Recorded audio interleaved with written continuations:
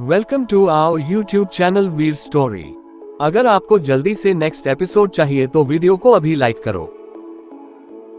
DGW101.txt 101 David की मौत। I'm अनुराग राजावट। वही इस वक्त सक्षम जो कि काजल के सामने बैठा था, उसकी नजर काजल पर टिकी थी। काजल को देख देकर उसको डेविड के फोन में अच्छी फोटो याद आ रही थी। यह याद आते हैं उसकी आंखों में गिल्ट, दिल में दर्द और बेहिसाब गुस्सा। वह ये सोच भी नहीं सकता था कि अगर काजल को कुछ हो जाता तो कैसे खुद को माफ करता है, कैसे खुद की ही बहन को करने के लिए उसने लोगों को लगाया था। ये सब सोते हुए सीधे सक्षम उधर से उठ जाता है और बाहर की तरफ चला जाता है। उसका ऐसे जाना सब लोग को अजीब लगता है, लेकिन फिर सब सोचते हैं कि उसे कुछ काम होगा। इससे वह लोग ज्यादा नहीं सोचते और अपना सब नाश्ते के लिए चले जाते हैं। अब आगे सक्षम की गाड़ी लगभग आधे घंटे बाद एक विला के सामने आकर रुकती है। सक्षम आगे जाता है। सक्षम के जाते ही गार्ड्स दरवाजा खोल देते हैं। सक्षम चलकर सामने जाता है और उधर से कमरे की तरफ मुड़ जाता है। उसे कमरे से किसी आदमी के चीखने की आवाज आ रही थी, पर वह आवाज अब धीमी पड़ चुकी थी।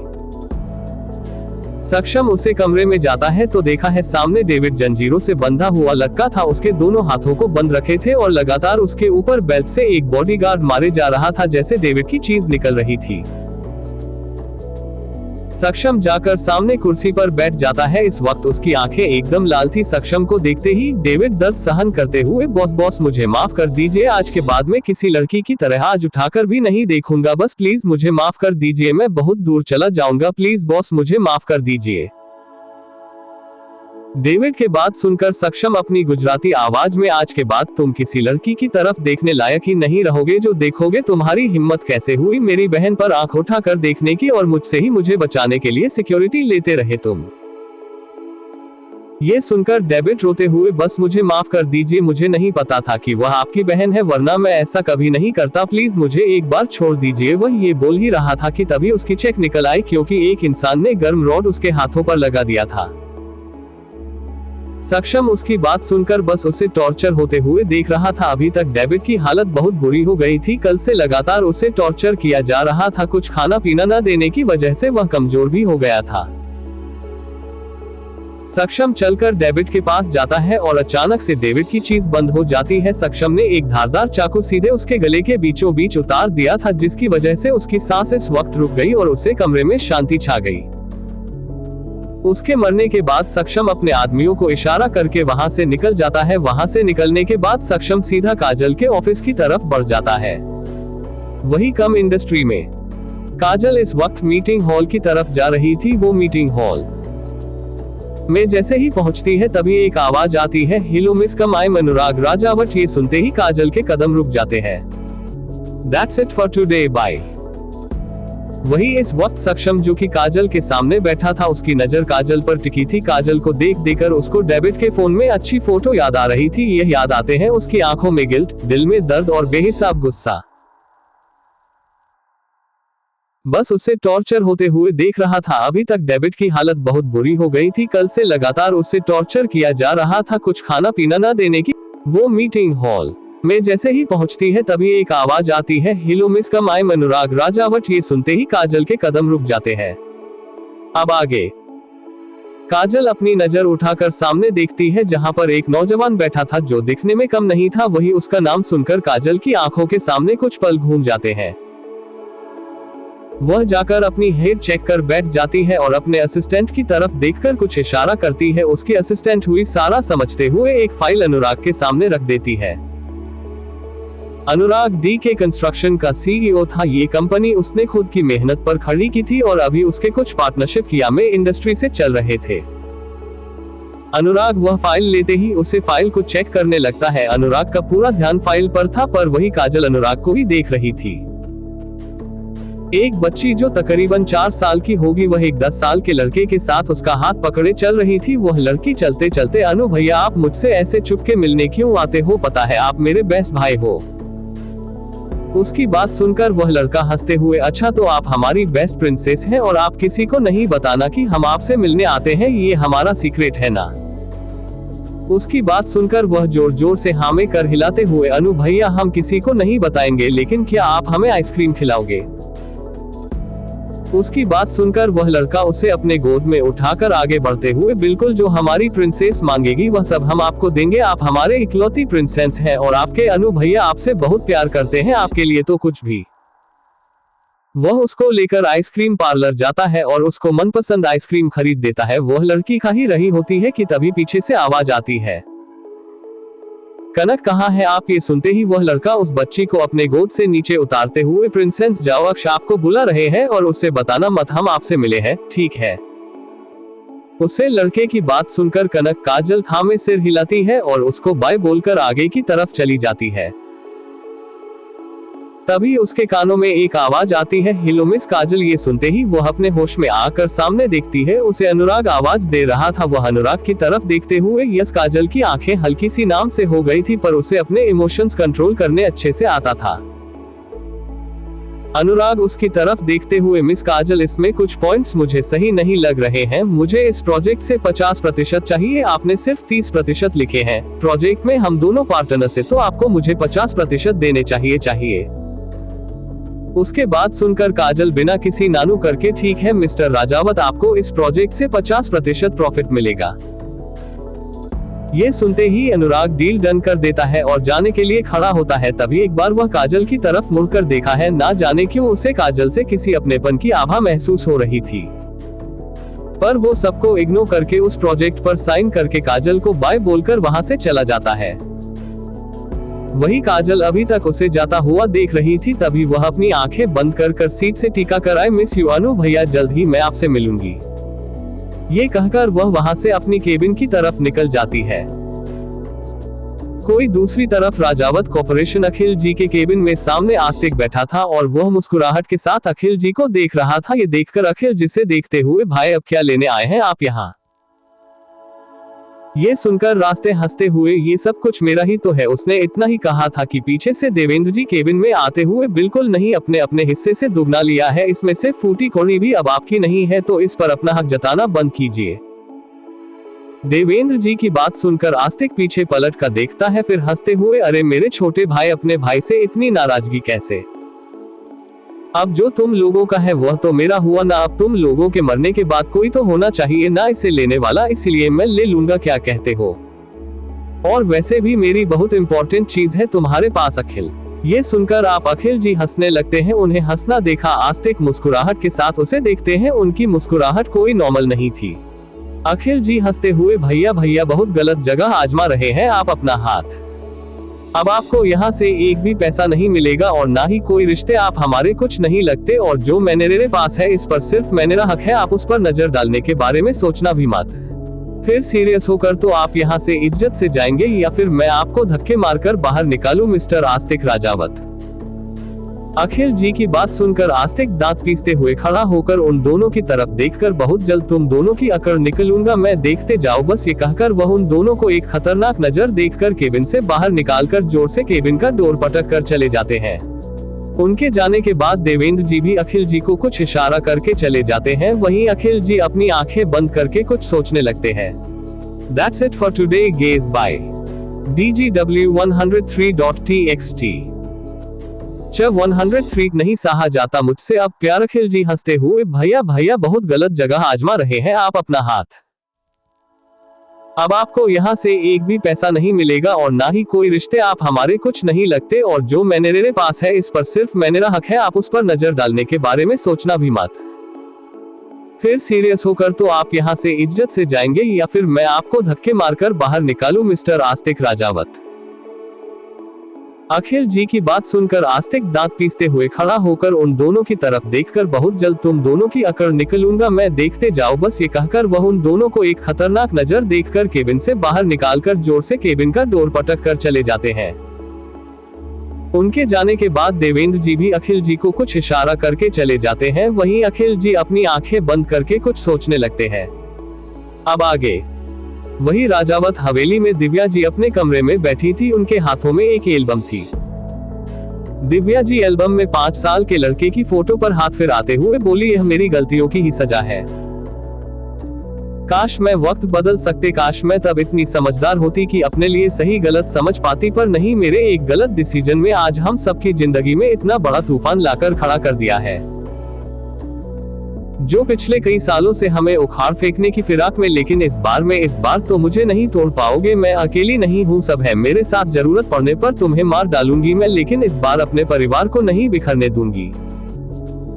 वह भी अपने आप में खोए हुए ही बात कर रही थी कि तभी उसको अपने कंधों पर किसी का हाथ महसूस होता है। वह कर उठाकर देखती है तो सामने देवी जी खड़ी थी। दिव्या जी छट से एल्बम बंद करती है और अपने हाथों से आंसू पूछते हुए, देवी तुम यहाँ कुछ काम था? दिव्या जी की बात सुनकर देवी जी उनके पास बैठे हुए, दीदी ऐसा कुछ भी नहीं होगा जैसा आप सोच रहे। इस बार कोई भी आपको अकेला नहीं छोड़ूंगा, हमेशा की तरह हम सब आपके साथ हैं। ये सुनकर दिव्या जी देवी जी को गले लगाते हुए, पता है मुझे, पर मैं क्या करूं, अभी भी इन सब बातों को सोचती हूं तो गलतियां मेरी ही नजर आती है। हर किसी चीज को मैंने हमेशा परख कर सिलेक्ट किया, पर यहाँ मैं गलत हो गई और मेरी गलती की सजा आज तक हमारा परिवार। मैं क्या करूं देवी की, यह सब खत्म हो जाएगा, नहीं सहा जाता मुझसे अब। और वहाँ मेरा। वह अभी इतना ही बोली थी कि तभी उनके दरवाजे पर नॉक होता है। वह दोनों सामने देखती है तो सामने विभा जी खड़ी थी। उन्हें देखते ही दोनों खड़ी होती है और विभा जी को अंदर बुलाती है। विभा जी अंदर आती है और उन दोनों की तरफ देखकर, क्या मैं गलत टाइम पर आ गई? उनके बात सुनकर दिव्या जो, देवी जी दोनों एक साथ नहीं, आप एकदम सही टाइम पर आए, बैठिए। फिर वह तीनों बेड पर बैठ जाती है। दिव्या जी विभा जी को देखते हुए, हमें बहुत ज्यादा खुशी है विभा, आपकी बेटी हमारे यहाँ बहू बनकर आई है। दिव्या जी की बात सुनकर विभाजित जी मुस्कुराते हुए, सच कहूं भाभी तो जब 5 साल पहले हमने वह खबर सुनी थी ना, बहुत टूट गए थे हम। जब पहले यहाँ पर आए और हमने अपनी नीरा को देखा ना, तो हम बात नहीं सकते हम कितने ज्यादा खुश थे उसे बेटी को पाना, जिसके होने की उम्मीद ही खत्म हो। वो अगर आपके सामने आ जाए ना, तो ऐसा लगता है कि हमें पूरी दुनिया की खुशी मिल गई है।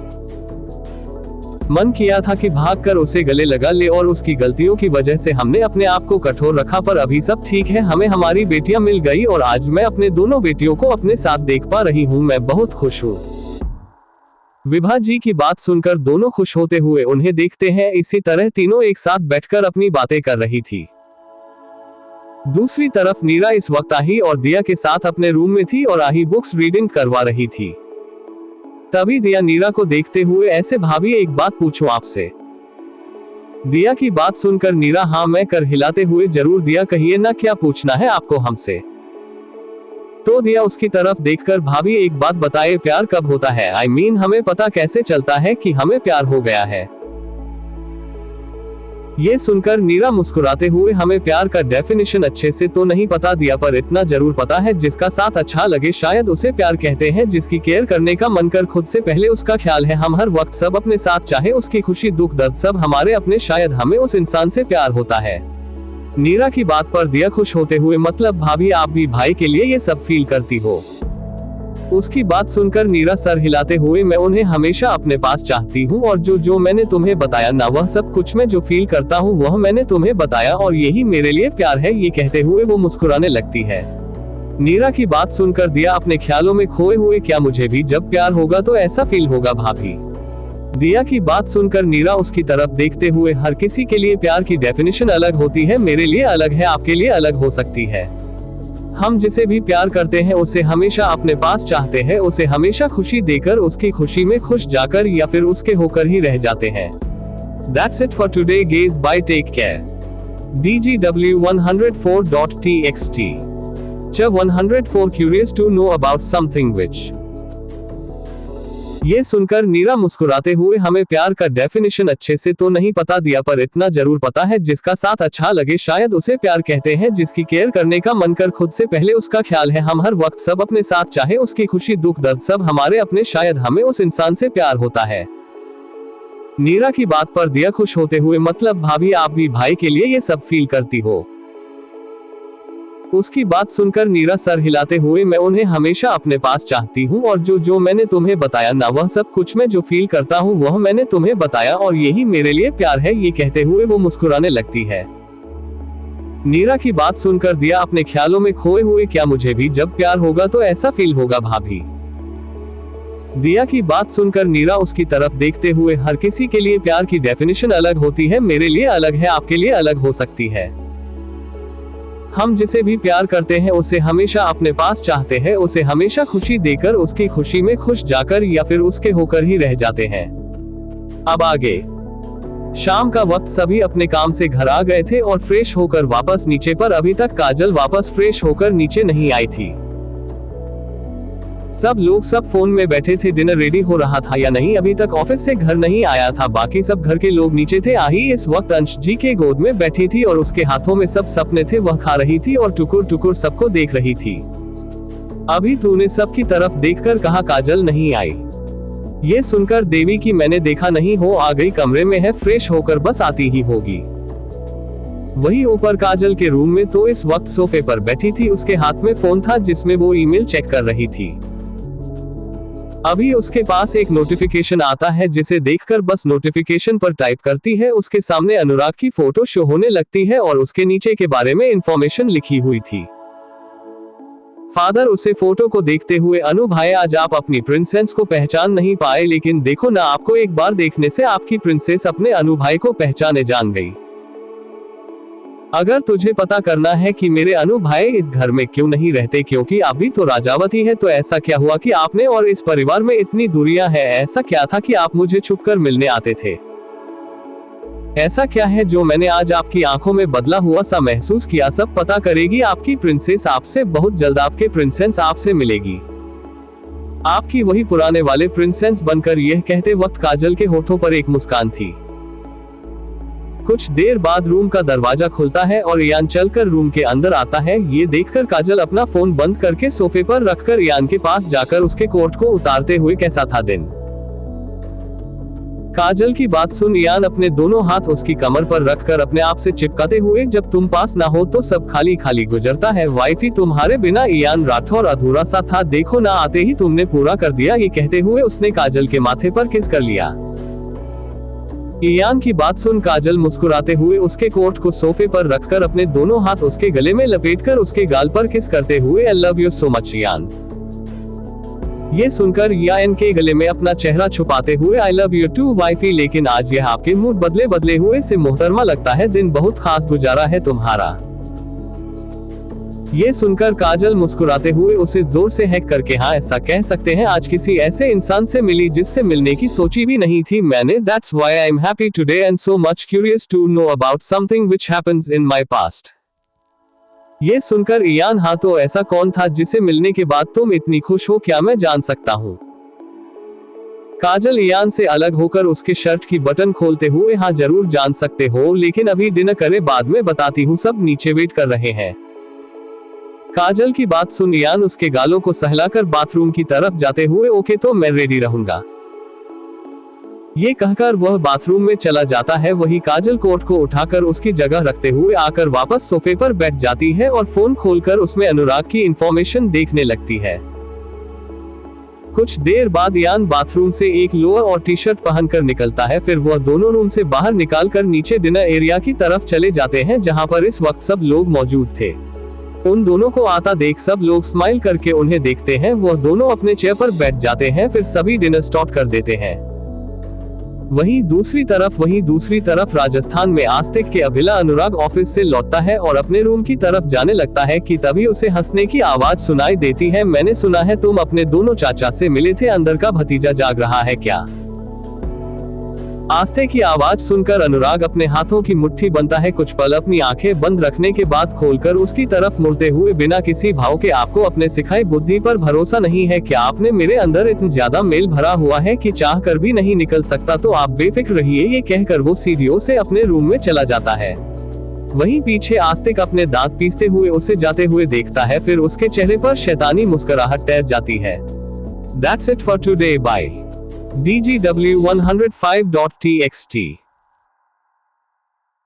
च 105 उनकी आंखें कुछ अलग थी, अब वक्त आ गया है। वहीं दूसरी तरफ राजस्थान में आस्तिक के अभिला अनुराग ऑफिस से लौटता है और अपने रूम की तरफ जाने लगता है कि तभी उसे हंसने की आवाज सुनाई देती है। मैंने सुना है तुम अपने दोनों चाचा से मिले थे, अंदर का भतीजा जाग रहा है क्या? आस्ते की आवाज सुनकर अनुराग अपने हाथों की मुट्ठी बनता है। कुछ पल अपनी आंखें बंद रखने के बाद खोलकर उसकी तरफ मुड़ते हुए बिना किसी भाव के, आपको अपने सिखाई बुद्धि पर भरोसा नहीं है क्या? आपने मेरे अंदर इतना ज्यादा मेल भरा हुआ है कि चाह कर भी नहीं निकल सकता, तो आप बेफिक्र रहिए, ये कहकर वो सीढ़ियों से अपने रूम में चला जाता है। वहीं पीछे आस्तिक अपने दांत पीसते हुए उसे जाते हुए देखता है, फिर उसके चेहरे पर शैतानी मुस्कुराहट तैर जाती है। अब आगे।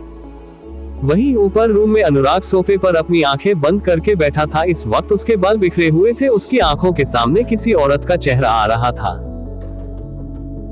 वहां के बंद किए हुए ही अपने बालों में हाथ फेर कर बोला, आज मेरी जिंदगी इस इंसान के साथ ऐसी हो गई, सब आपकी वजह से हुआ है। मैं जिंदगी जीना नहीं चाहता था लेकिन मजबूर हूँ आपकी वजह से। यह कहते हुए उसकी आंखों से आंसू गिर गया। वह अपनी आंखें खोलता है, उसकी आंखें एकदम लाल थी। वह उठकर ड्रॉ के पास जाता है और उसमें से एक फोटो निकलता है। इस फोटो में अनुराग ने उसे बच्चों को गोद में उठाया था और उसके गालों पर किस करते हुए ये फोटो क्लिक की गई थी। अनुराग उसे फोटो को देखकर उसे पर हाथ फिरते हुए, आई मिस यू प्रिंस, काश तुम आज मेरे पास होती, तुम्हारा भाई ऐसा नहीं पता आकाश आज। ये बोलते हुए वह रुक गया और उसे फोटो को वापस ड्रॉर में डालकर बाथरूम में चला जाता है। वहीं दूसरी तरफ राजावत हवेली में सब लोगों ने अपना डिनर कर लिया था और अभी अपने कमरे में थे। दिव्या जी और अखिल जी के रूम में, निखिल जी बाथरूम में थे और दिव्या जी बेड पर बैठकर अपने हाथों में फोटो को लिए देख रही थी। उसे फोटो में एक 6 साल का लड़का था, उसके साथ दिव्या की खड़ी थी और वह लड़का दिव्या जी से कुछ बातें कर रहा था। उसके चेहरे पर इस वक्त बड़ी सी मुस्कुराहट थी। उसे फोटो को देखकर दिव्या जी मुस्कुराते हुए उसे पर हाथ फिरती है और उसे लड़के के चेहरे को चुनकर, आज भी बहुत प्यार करती हूँ, तुमसे नहीं छोड़ना चाहती थी तुम्हें उससे समान के पास, लेकिन हमेशा वह नहीं होता जो हम चाहते हैं। आज भी खुद को माफ नहीं कर पा रही, तुम्हें इस हालत में नहीं देख पा रही हूँ। एक माँ होकर भी तुम्हें एक माँ बनकर शहर नहीं दे पा रही हूँ। मुझे जैसी अभागन कोई नहीं होगी जो अपने सामने अपने बेटे को इस कदर टूटा हुआ देखते हैं। मुझे माफ करना अनु, मैं कभी तुम्हारे लिए कुछ नहीं कर पाए। ये कहते हुए ही उनके आंखों से आंसू बह रहे थे। अभी वह अपनी सोच में घूमती कि तभी उनके कंधों पर एक हाथ महसूस होता है। वह अपनी नजर उठाकर सामने देखती है जहां पर अखिल जी थे। उन्हें देखकर दिव्या जी उनसे लिपट कर रोने लगती है। ये देखकर अखिल जी दिव्या जी के सर को सहलाते हुए, आपकी कोई गलती नहीं है इसमें और अनु भी संभल जाएगा, लेकिन दिल पर घाव तो गहरी है उसके, जिन्हें भरने में टाइम लगेगा। हम कभी नहीं चाहते थे ऐसा हो, यकीन मानिए, और हम बहुत जल्द अनु को आपसे मिलवा कर रहेंगे। उन्हें हवन के पास नहीं छोड़ेंगे। ये कहते हुए वह दिव्या जी को शांत करवाते हैं। इस वक्त उनकी आंखों में भी एक अलग इमोशंस नजर आ रहे थे। दूसरी तरफ काजल और ईयान के रूप में ईयान बेड पर लेटा था और काजल उसके सीने पर अपना कर रख कर लेती थी। ईयान उसके बालों को सहला रहा था। ईयान काजल के बालों को सहलाते हुए, तो तुम्हारा मतलब है कि अनुराग राजावत भाई है तुम्हारा? उसकी बात सुनकर काजल उसे पर पकड़ बनाते हुए, हाँ बड़ी माँ के बेटे हैं, वह कभी भी इस घर में नहीं रहे, मुझे छुप छुप कर मिलने आते थे, जब छोटी थी बहुत प्यार करते थे मुझसे, पहले पता नहीं था पर अब पता चला है कि वो बड़ी माँ के बेटे जरूर है पर बड़े पापा के नहीं। और जहाँ तक मुझे पता है पापा और बड़े पापा 2 ही भाई है। अभी अनु भाई किसी आदमी के पास रहते हैं जिन्हें वो डैड कहते हैं, तो वो कौन है? ये कहकर काजल चुप हो जाती है। वही ईयान अब कुछ सोच रहा था, तभी उसे काजल की आवाज आती है। तुम्हें पता है आज वो पुराने वाले अनु भाई नहीं लग रहे थे, आज उनकी आंखें कुछ अलग थी, जैसे नफरत और गुस्सा भरा हो उनके अंदर। ये कहते हुए उसकी आंखों के सामने अनुराग का चेहरा आ जाता है। इसी तरह बात करते हुए दोनों नींद में चले जाते हैं। वहीं दूसरी तरफ अनुराग अपने बेड पर लेटा था, उसकी आंखें बंद थी। वह अपनी जिंदगी के बारे में सोच रहा था कि कैसे अभी तक वह अपने आप के साथ रहते हुए भी अकेला है। घर में आते हैं नहीं तो कोई खाने के लिए पूछने वाला है, ना ही कोई हाल चाल। एक बाप है, वह भी सिर्फ अपने मतलब के लिए उसे पूछता है। ये सब याद आते हैं। अनुराग अपनी आंखें खोलता है और एक तक सीलिंग को देखते हुए, गलत लग रहा है सब कुछ, कैसे रुको ये सब, कल आपसे मिलने आऊंगा, बहुत सारे जवाब लेने हैं जो आज तक शायद लिया नहीं है, लेकिन अब वक्त आ गया है सारे जवाब मांगने का आपसे। That's it for today. Bye. DGW106.txt 106 अनुराग का दिव्या जी से मिलना। वही दूसरी तरफ अनुराग अपने बेड पर लेटा था, उसकी आंखें बंद थी। वह अपनी जिंदगी के बारे में सोच रहा था कि कैसे अभी तक वह अपने बाप के साथ रहते हुए भी अकेला है। घर में आते हैं नहीं तो कोई खाने के लिए पूछने वाला है, ना ही कोई हाल चाल। एक बाप है, वह भी सिर्फ अपने मतलब के लिए उसे पूछता है। ये सब याद आते हैं। अनुराग अपनी आंखें खोलता है और एक तक सीलिंग को देखते हुए, गलत लग रहा है सब कुछ, कैसे रुको ये सब, कल आपसे मिलने आऊंगा, बहुत सारे जवाब लेने हैं जो आज तक शायद लिया नहीं है, लेकिन अब वक्त आ गया है सारे जवाब मांगने का आपसे। अब आगे। अगली सुबह राजावत मेंशन सभी लोग डाइनिंग एरिया में बैठे थे, अपना ब्रेकफास्ट कर रहे थे। दिव्या जी चुपचाप से आपने नाश्ता कर रही थी कि तभी अखिल जी ने उनकी तरफ देखकर, जान मुझे आज तुम्हारी हेल्प चाहिए, क्या मेरे साथ ऑफिस चलोगी? अखिल जी की बात सुनकर दिव्या उनकी तरफ देखते हुए, चलती बस अब 2 मिनट रुकिए कहकर वो वहां से अपने रूम को तरफ चली जाती है। देवराज जी आपने नाश्ता फिनिश करके उधर से चली जाती है। सभी अपना नाश्ता करके अपने अपने काम के लिए निकल जाते हैं। कुछ देर बाद दिव्या जी आती है। उनके आने के साथ अखिल जी, देवेंद्र जी और दिव्या जी तीनों ही राजावत कॉर्पोरेशन के लिए निकल जाते हैं। कम इंडस्ट्रीज काजल इस वक्त अपनी केबल में बैठी थी, उसका पूरा ध्यान लैपटॉप पर था कि तभी शिवी और मिहिर दोनों एक साथ काजल में बिना लॉक किया इंटर करती है। काजल अपना सर उठाकर उनकी तरफ देखते हुए, कितनी बार कहा है तुम दोनों से कम लॉक तो कर लिया करो, ऐसा बैड मैनर्स किसी के भी बिना नॉक के नहीं जाना चाहिए। काजल की ऐसी बातें सुनकर दोनों काजल के सामने वाली चेयर पर बैठते हैं। मिही काजल की बातें सुनकर अपना सिर झुकाकर ओके टीचर ये कहते हैं। वो हंसने लगती है, शिवी भी उसके साथ हंसने लगती है। काजल उसे बुरी तरीके से घूमने लगती है। काजल उन दोनों को बुरी तरह घूमते हुए, किसी काम से आए थी तुम दोनों या टाइम पास कर रही हो मेरा? काजल की बात सुनते ही दोनों चुप हो जाती है और दोनों के चेहरे पर सीरियस एक्सप्रेशन आ जाते हैं। मिही सीरियस आवाज में काजल की तरफ देखकर, काजू यार यह स्टीफन फिर से बीच में आ रहा है, जब देखो तब हमारे काम के बीच में टांग अड़ाता है। मिलने की बात सुनकर काजल एक नजर मिही को देखने के बाद अपने हाथों को उलझाते हुए, सबका हिसाब होगा, उछलने दो, जितनी ऊपर जाएगा चोट उतने ही तेज की लगेगी। काजल की यह बात सुनने के बाद में मिही और शिवी एक नजर एक दूसरे को देखते हैं और फिर सर हिलाकर वहां से चले जाते हैं। राजावत इंडस्ट्रीज दिव्या जी इस वक्त अखिल जी के साथ उनके केबिन में किसी प्रोजेक्ट पर डिस्कस कर रही थी। दिव्या जी भी बिजनेस में बहुत अच्छी थी, लेकिन वह काम ही कंपनी आया करती थी। उनका राजावत इंडस्ट्री में खुद का केबिन भी है। कुछ देर प्रोजेक्ट पर डिस्कस करने के बाद दिव्या जी उठकर अपनी केबिन की ओर बढ़ जाते हैं। केबिन में जाते ही वह अपने चेयर पर बैठकर अपने सामने पड़े फाइल जैसे ही ओपन करती है, वैसे ही उनके केबिन का डोर नॉक होने की आवाज आती है। आवाज सुनकर दिव्या जी बिना सामने देख कम इन बोल देती है। तभी दरवाजा खुलता है, पर कुछ देर तक सामने वाले की कोई आवाज न सुनकर दिव्या जी अपना सर उठाकर सामने देखती है। एक पल के लिए थम से जाती है। सामने खड़े इंसान को देखते ही दिव्या जी की आंखें भर आती है। वह उठकर कुछ बोलते ही वाली थी कि तभी सामने खड़ा अनुराग उनके सामने वाली चेयर पर बैठते हुए, हेलो मिसेज राजावत। ये सुनते ही दिव्या जी कुर्सी पर वापस बैठ जाते हैं और एक तक सामने बैठे अनुराग को देखने लगती है, जो कि अपनी खाली आंखों से दिव्या जी को ही देख रहा था। अनुराग आगे कुछ कहता है, इससे पहले ही दिव्या जी उसकी तरफ देखते हुए, कैसे हो सब ठीक है ना? मेरा मतलब है, वह इसे आगे उनसे कुछ बोला ही नहीं जा रहा था। वह अपने आप को बहुत ज्यादा नर्वस महसूस कर रही थी अनुराग से बात करने में। दिव्या जी की बात सुनकर अनुराग एक तक उन्हें देखते हुए, वह इंसान कैसा होगा मिसेज राजावत, जिसकी माँ उसे एक ऐसे बाप के पास छोड़कर चली गई जिसके लिए अपने आगे कोई कुछ मायने नहीं रखता।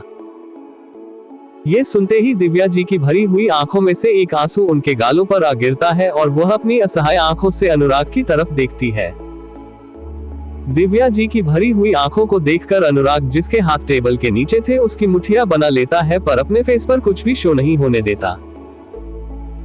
कुछ देर के लिए दोनों के बीच में एकदम शांति थी। उसे शांति को खत्म करते हुए अनुराग ने दिव्या जी की तरफ देखकर, क्या आपको कभी इस बात का एहसास नहीं हुआ कि आपका एक बेटा तिल तिल मर रहा है? एक ऐसी जगह उसे छोड़कर आ गई जहां सिर्फ उसके दिमाग में एक ही चीज भारत, और वह है गंदगी। एक ऐसी जगह छोड़कर आई जहां से मुझे अपनी माँ को देखना तक अलाउ नहीं था, जहां रहते हुए मैं अपनी बहन से छुप कर मिलने आता था। क्यों किया आपने ऐसा? क्या अपनी ही कोख से जन्म देकर भूल गई थी मुझे, या फिर आस्तिक राजावत का खून समझकर दुत्कार दिया? अनुराग ने इतना कहा था कि दिव्या जी खड़े होकर उसकी तरफ देखते हुए, तुम मेरे बेटे हो, मैंने कभी तुम्हें नहीं दुत्कारा था। वह स्थिति, वह समय, इससे आगे वह कुछ कहती कि तभी अनुराग अपनी चेयर से झटके से खड़ा होता है, अपने हाथों को जोर से टेबल पर मरता है। ये करते ही कांच की टेबल टूट जाती है और उसके कांच अनुराग के हाथों में लग जाते हैं। इस वक्त उसकी आंखें लाल थी। दिव्या जी उसके हाथों को देखकर उसकी तरफ पड़ी कि तभी अनुराग उन्हें हाथ दिखाते हुए, सोचिए कभी मत, 6 साल की उम्र से कभी माँ नहीं आई मेरे चोटों पर मरहम लगाने, तो आज भी मैंने हक नहीं दिया है आपको। ये सारी हक आप उसी दिन को चुकी थी, उसे दिन मुझे उसे इंसान के पास छोड़कर गई थी आप। गीज एब्जेम इसके चैप्टर्स डेली दूंगी, please be with me. Bye, take care. DGW107.txt। 107 wifey, तो फिर मेरा मूड ठीक भी कर दो। एक्सीडेंट। अनुराग ने इतना कहा था कि दिव्या जी खड़े होकर उसकी तरफ देखते हुए, तुम मेरे बेटे हो, मैंने कभी तुम्हें नहीं धुतकारा था। वह स्थिति, वह समय, इससे आगे वह कुछ कहती कि तभी अनुराग अपनी चेयर से झटके से खड़ा होता है, अपने हाथों को जोर से टेबल पर मरता है। ये करते ही कांच की टेबल टूट जाती है और उसके कांच अनुराग के हाथों में लग जाते हैं। इस वक्त उसकी आंखें लाल थी। दिव्या जी उसके हाथों को देखकर उसकी तरफ पड़ी कि तभी अनुराग उन्हें हाथ दिखाते हुए, सोचिए कभी मत, 6 साल की उम्र से कभी माँ नहीं आई मेरे चोटों पर मरहम लगाने, तो आज भी मैंने हक नहीं दिया है आपको। ये सारी हक आप उसी दिन को चुकी थी, उसे दिन मुझे उसे इंसान के पास छोड़कर गई थी आप। अब आगे। अनुराग ने इतना ही कहा था कि दिव्या जी अब खुद को रोक नहीं पाती और वह रोते हुए अनुराग की तरफ देखकर, बेटा प्लीज माफ कर दो मुझे, मेरे पास उसको तो कोई रास्ता नहीं था, अब अभी तुम्हारा खून भरा है, प्लीज इसका ट्रीटमेंट करवा लो, मेरा गुस्सा तुम अपने ऊपर क्यों उठा रहा है। ये कहते हुए वह अपनी प्लीडिंग आईज से अनुराग को देख रही थी। इस केबिन में क्या हो रहा था बाहर किसी को पता नहीं था, क्योंकि केबिन साउंड प्रूफ था और वही अंदर अनुराग जी और दिव्या के बीच में माहौल गंभीर था। अनुराग की आंखें इस वक्त लाल थी। वह दोबारा अपना हाथ इस कांच पर मरने को हुआ कि तभी दिव्या जी उसकी तरफ देखते हुए, तुम्हारी प्रिंस आ गई है वापस। दिव्या जी ने इतना ही बोला था कि अनुराग के हाथ में ही रुक जाते हैं और वह हैरानी से दिव्या जी की तरफ देखने लगता है। ये देखकर दिव्या जी उसकी तरफ आते हुए उसके हाथों को पकड़कर, हाँ बिल्कुल सच कह रही हूँ मैं, तुम्हारी प्रिंस आ गई है, उससे मिलने के लिए तुम्हें खुद को ठीक रखना पड़ेगा ना। दूसरी तरफ यान इस वक्त KM इंडस्ट्रीज के नीचे अपनी कार में था। थोड़ी देर बाद ही कार का दरवाजा खोलते हुए काजल यान के पास बैक सीट पर आकर बैठ जाती है। कार में पहले से ही पार्टीशनों था। काजल के बैठे ही कार आगे बढ़ने शुरू हो जाती है। या जिसके हाथ में अपना फोन था वह बंद करके अपनी जेब में रखकर काजल को झटका से खींचकर अपने गोद में बिठा लेता है। उसके इस तरह करने से काजल के दोनों हाथ उसके सीने पर लगाते हैं और वह यान की आंखों में देखते हुए, कुछ अलग क्यों दिख रही है इस वक्त, तुम्हारी आंखें गुस्सा हो, मूड ऑफ है। काजल के ये कहने पर यान अपना हाथ उसके सर के पीछे ले जाकर उसके बालों में अपना हाथ फास्ट हुए उसका चेहरा अपने चेहरे के बहुत नजदीक लाकर अपने होता उसके गालों पर रखकर हल्के से किस करके, सब समझने लगी हो मुझे वाइफी, तो फिर मेरा मूड ठीक भी कर दो। यान की बात सुनते ही काजल उसका चेहरा अपने हाथों में भर के उसके होठों पर अपने होते हुए, ये तो काफी होगा ना इतना कह, और वह उसे किस करने लगती है। काजल के ऐसा करते ही या उसके चेहरे को अपने चेहरे के अगेंस्ट पुश करके उसे पैशनेट किस करने लगता है। दोनों एक दूसरे को लगातार चूम रहे थे। करीब आधे घंटे बाद जब यान को लगता है कि काजल की सांस उखड़ रही है, तब जाकर उसके होठों का आजाद करता है, पर उसके होठों से दूर नहीं होता। दिव्या जी की केबिन में अनुराग इस वक्त सोफे पर बैठा था। दिव्या जी उसकी ड्रेसिंग कर रही थी। अनुरागेश्वर कुछ नहीं कह रहा था, एकदम चुपचाप खाली आंखों से सामने देखते हुए बैठा था।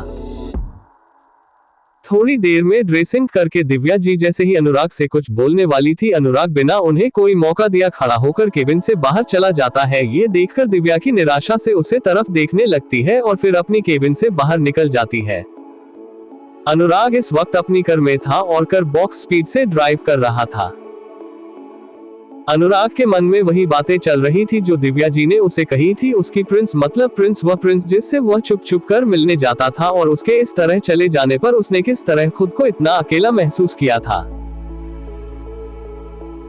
पहले माँ चली गई, फिर उसकी प्रिंसेस, अनुराग बिल्कुल अकेला हो गया था। ये सब याद करके अनुराग की आंखों से आंसू हंस से भर जाते हैं। फिर वह अपने आप से बोलते हुए, मेरी प्रिंस आ गई, क्या वह अपने अनुभव को भूल गई होगी? नहीं नहीं, ऐसा नहीं हो सकता, वह मुझे याद रखी होगी, उसे पता होगा कि मैं उसका भाई हूँ, पर अगर वह भूल गई होगी तो। ये सब कहते हुए उधर भावर में फंसा अनुराग अपने में ही खोया हुआ था कि अचानक उसकी नजर सामने पड़ती है, जहां से एक कार फुल स्पीड में उसकी तरफ आ रही थी। ये देखकर अनुराग ने साइड होने की कोशिश की, पर तभी उसे कार ने अनुराग के कार को सोच सहित किया रख। अनुराग की कार घूमते हुए पास के पड़े पेड़ से सीधे टकरा गई और वही अनुराग का सर स्टीयरिंग व्हील से लग गया। साथ ही फ्रंट मिरर की कांच टूटकर अनुराग के सर में लग गया। इसी के साथ अनुराग वहीं बेहोश हो गया। इयान की कार में काजल इस वक्त बैक सीट पर लेटी हुई थी और इयान उसके ऊपर था और लगातार उसको किस कर रहा था। वह बेतहाशा उसकी गर्दन को चूम रहा था। काजल की आंखें बंद थी, वो उसे महसूस कर रही थी कि तभी अचानक उसका फोन रिंग करता है। पहले रिंग में वह दोनों कॉल को इग्नोर करते थे, पर दोबारा से काजल का फोन बजने लगता है। ये सुनकर इयान इरिटेट होते हुए, अब कौन है इतने अच्छे टाइम को डिस्टर्ब कर दिया। ये कहते हुए इयान के चेहरे पर चिढ़न साफ महसूस हो रही थी। उसकी तरफ देखकर काजल स्माइल करते हुए अपनी सांसों को कंट्रोल करके फोन को जैसे ही उठाया, सामने की बात सुनकर वो झटके से उठकर बैठ जाती है। That's it for today. Bye. DGW108.txt 108 Vikram coma से बाहर, आस्तिक का प्लान। इयान की कार में काजल इस वक्त बैक सीट पर लेटी हुई थी और इयान उसके ऊपर था और लगातार उसको किस कर रहा था। वह बेतहाशा उसकी गर्दन को चूम रहा था। काजल की आंखें बंद थी, वो उसे महसूस कर रही थी कि तभी अचानक उसका फोन रिंग करता है। पहले रिंग में वह दोनों कॉल को इग्नोर करते थे, पर दोबारा से काजल का फोन बजने लगता है। ये सुनकर इयान इरिटेट होते हुए, अब कौन है इतने अच्छे टाइम को डिस्टर्ब कर दिया। ये कहते हुए इयान के चेहरे पर चिढ़न साफ महसूस हो रही थी। उसकी तरफ देखकर काजल स्माइल करते हुए अपनी सांसों को कंट्रोल करके फोन को जैसे ही उठाया, सामने की बात सुनकर वो झटके से उठकर बैठ जाती है। अब आगे काजल के इस तरह उठने से इयान उसकी तरफ देखा है, तभी उसे काजल की आवाज सुनाई देती है जो कि फोन पर बोल रही थी, क्या सच में विक्रम होश आ गया, वो कोमा से बाहर आ गया। ये कहते वक्त उसके चेहरे पर बड़ी सी स्माइल थी। वह कॉल कट करके ये की तरफ देखकर, इयान विक्रम को होश आ गया, I am so much excited, क्या हम अभी दिल्ली चल सकते हैं। उसने इतना ही ज्ञान से कहा था कि तभी उसे फोन से आवाज सुनाई देती है जो प्रिया की थी। नहीं, मैं आप यहाँ मत आइए, विक्रम ने जिद कर रखी थी कि वह आपसे मिलना चाहता था, तो मैं उसे लेकर ही राजस्थान आ रही हूँ और मैं निकल भी गई हूँ। आप चिंता मत कीजिए, हम कुछ ही देर में राजस्थान पहुँच जाएंगे। प्रिया की बात सुनकर काजल गुस्से से होता है, हो तुम ऐसे कैसे कर सकती हो, उसकी तबीयत खराब है क्या, उसे तुम इस तरह से उसे कैसे लेकर आ सकती हूँ, तुम्हें मुझे पहले बताना चाहिए था ना, मैं निकल जाती हूँ उससे मिलने के लिए, उसको इस तरह से ट्रैवल नहीं करना था।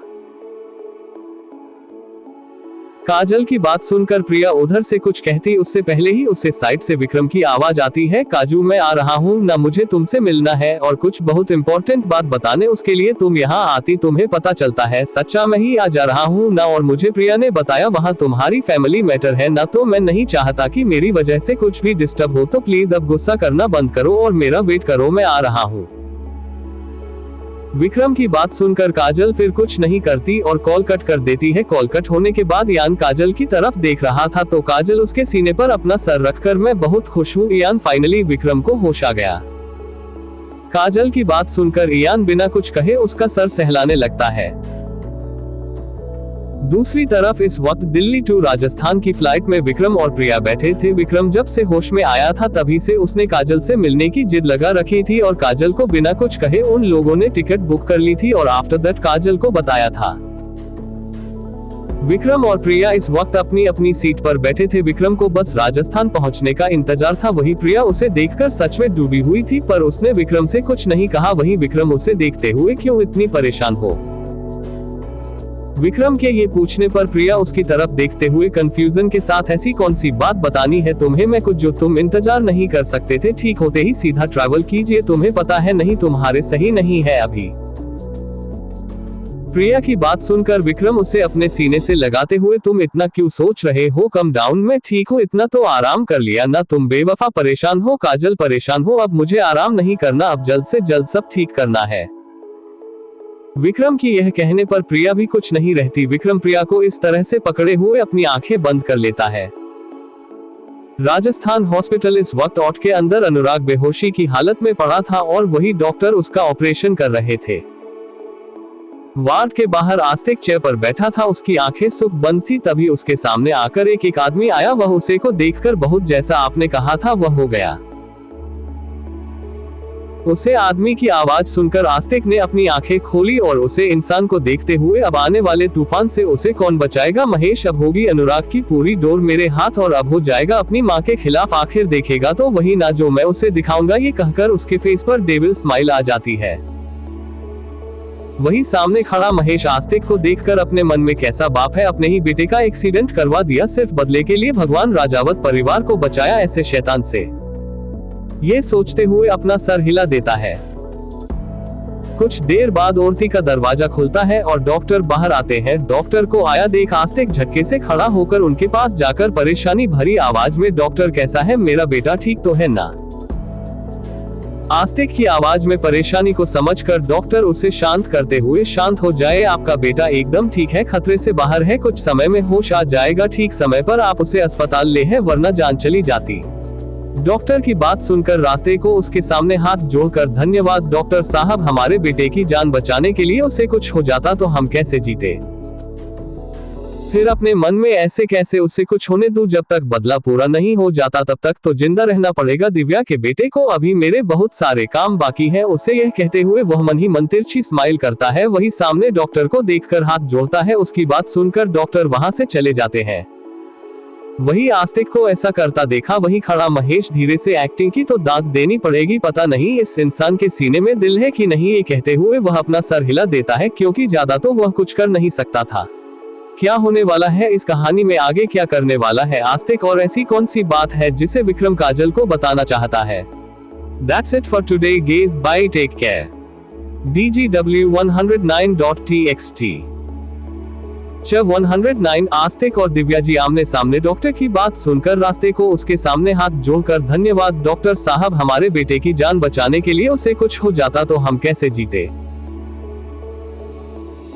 फिर अपने मन में, ऐसे कैसे उसे कुछ होने दूं, जब तक बदला पूरा नहीं हो जाता तब तक तो जिंदा रहना पड़ेगा दिव्या के बेटे को, अभी मेरे बहुत सारे काम बाकी हैं। उसे यह कहते हुए वह मन ही मन तिरछी स्माइल करता है। वही सामने डॉक्टर को देखकर हाथ जोड़ता है। उसकी बात सुनकर डॉक्टर वहां से चले जाते हैं। वही आस्तिक को ऐसा करता देखा वही खड़ा महेश, धीरे से एक्टिंग की तो दाद देनी पड़ेगी, पता नहीं इस इंसान के सीने में दिल है कि नहीं, ये कहते हुए वह अपना सर हिला देता है, क्योंकि ज्यादा तो वह कुछ कर नहीं सकता था। अब आगे अनुराग को होश आने में अभी वक्त था, इसलिए आस्तिक उत्कर्ष कॉरिडोर से बाहर चला जाता है। महेश भी उसके पीछे पीछे ही चला जाता है। उन दोनों के जाते ही दिव्या जी दौड़ते हुए अंदर आती है और उस वार्ड के सामने खड़े होकर अंदर की तरफ देखती है, जहां पर अनुराग हॉस्पिटल बेड पर लेटा हुआ था। उसके सर पर पट्टियां लगी थी, मशीनों से घिरा हुआ था।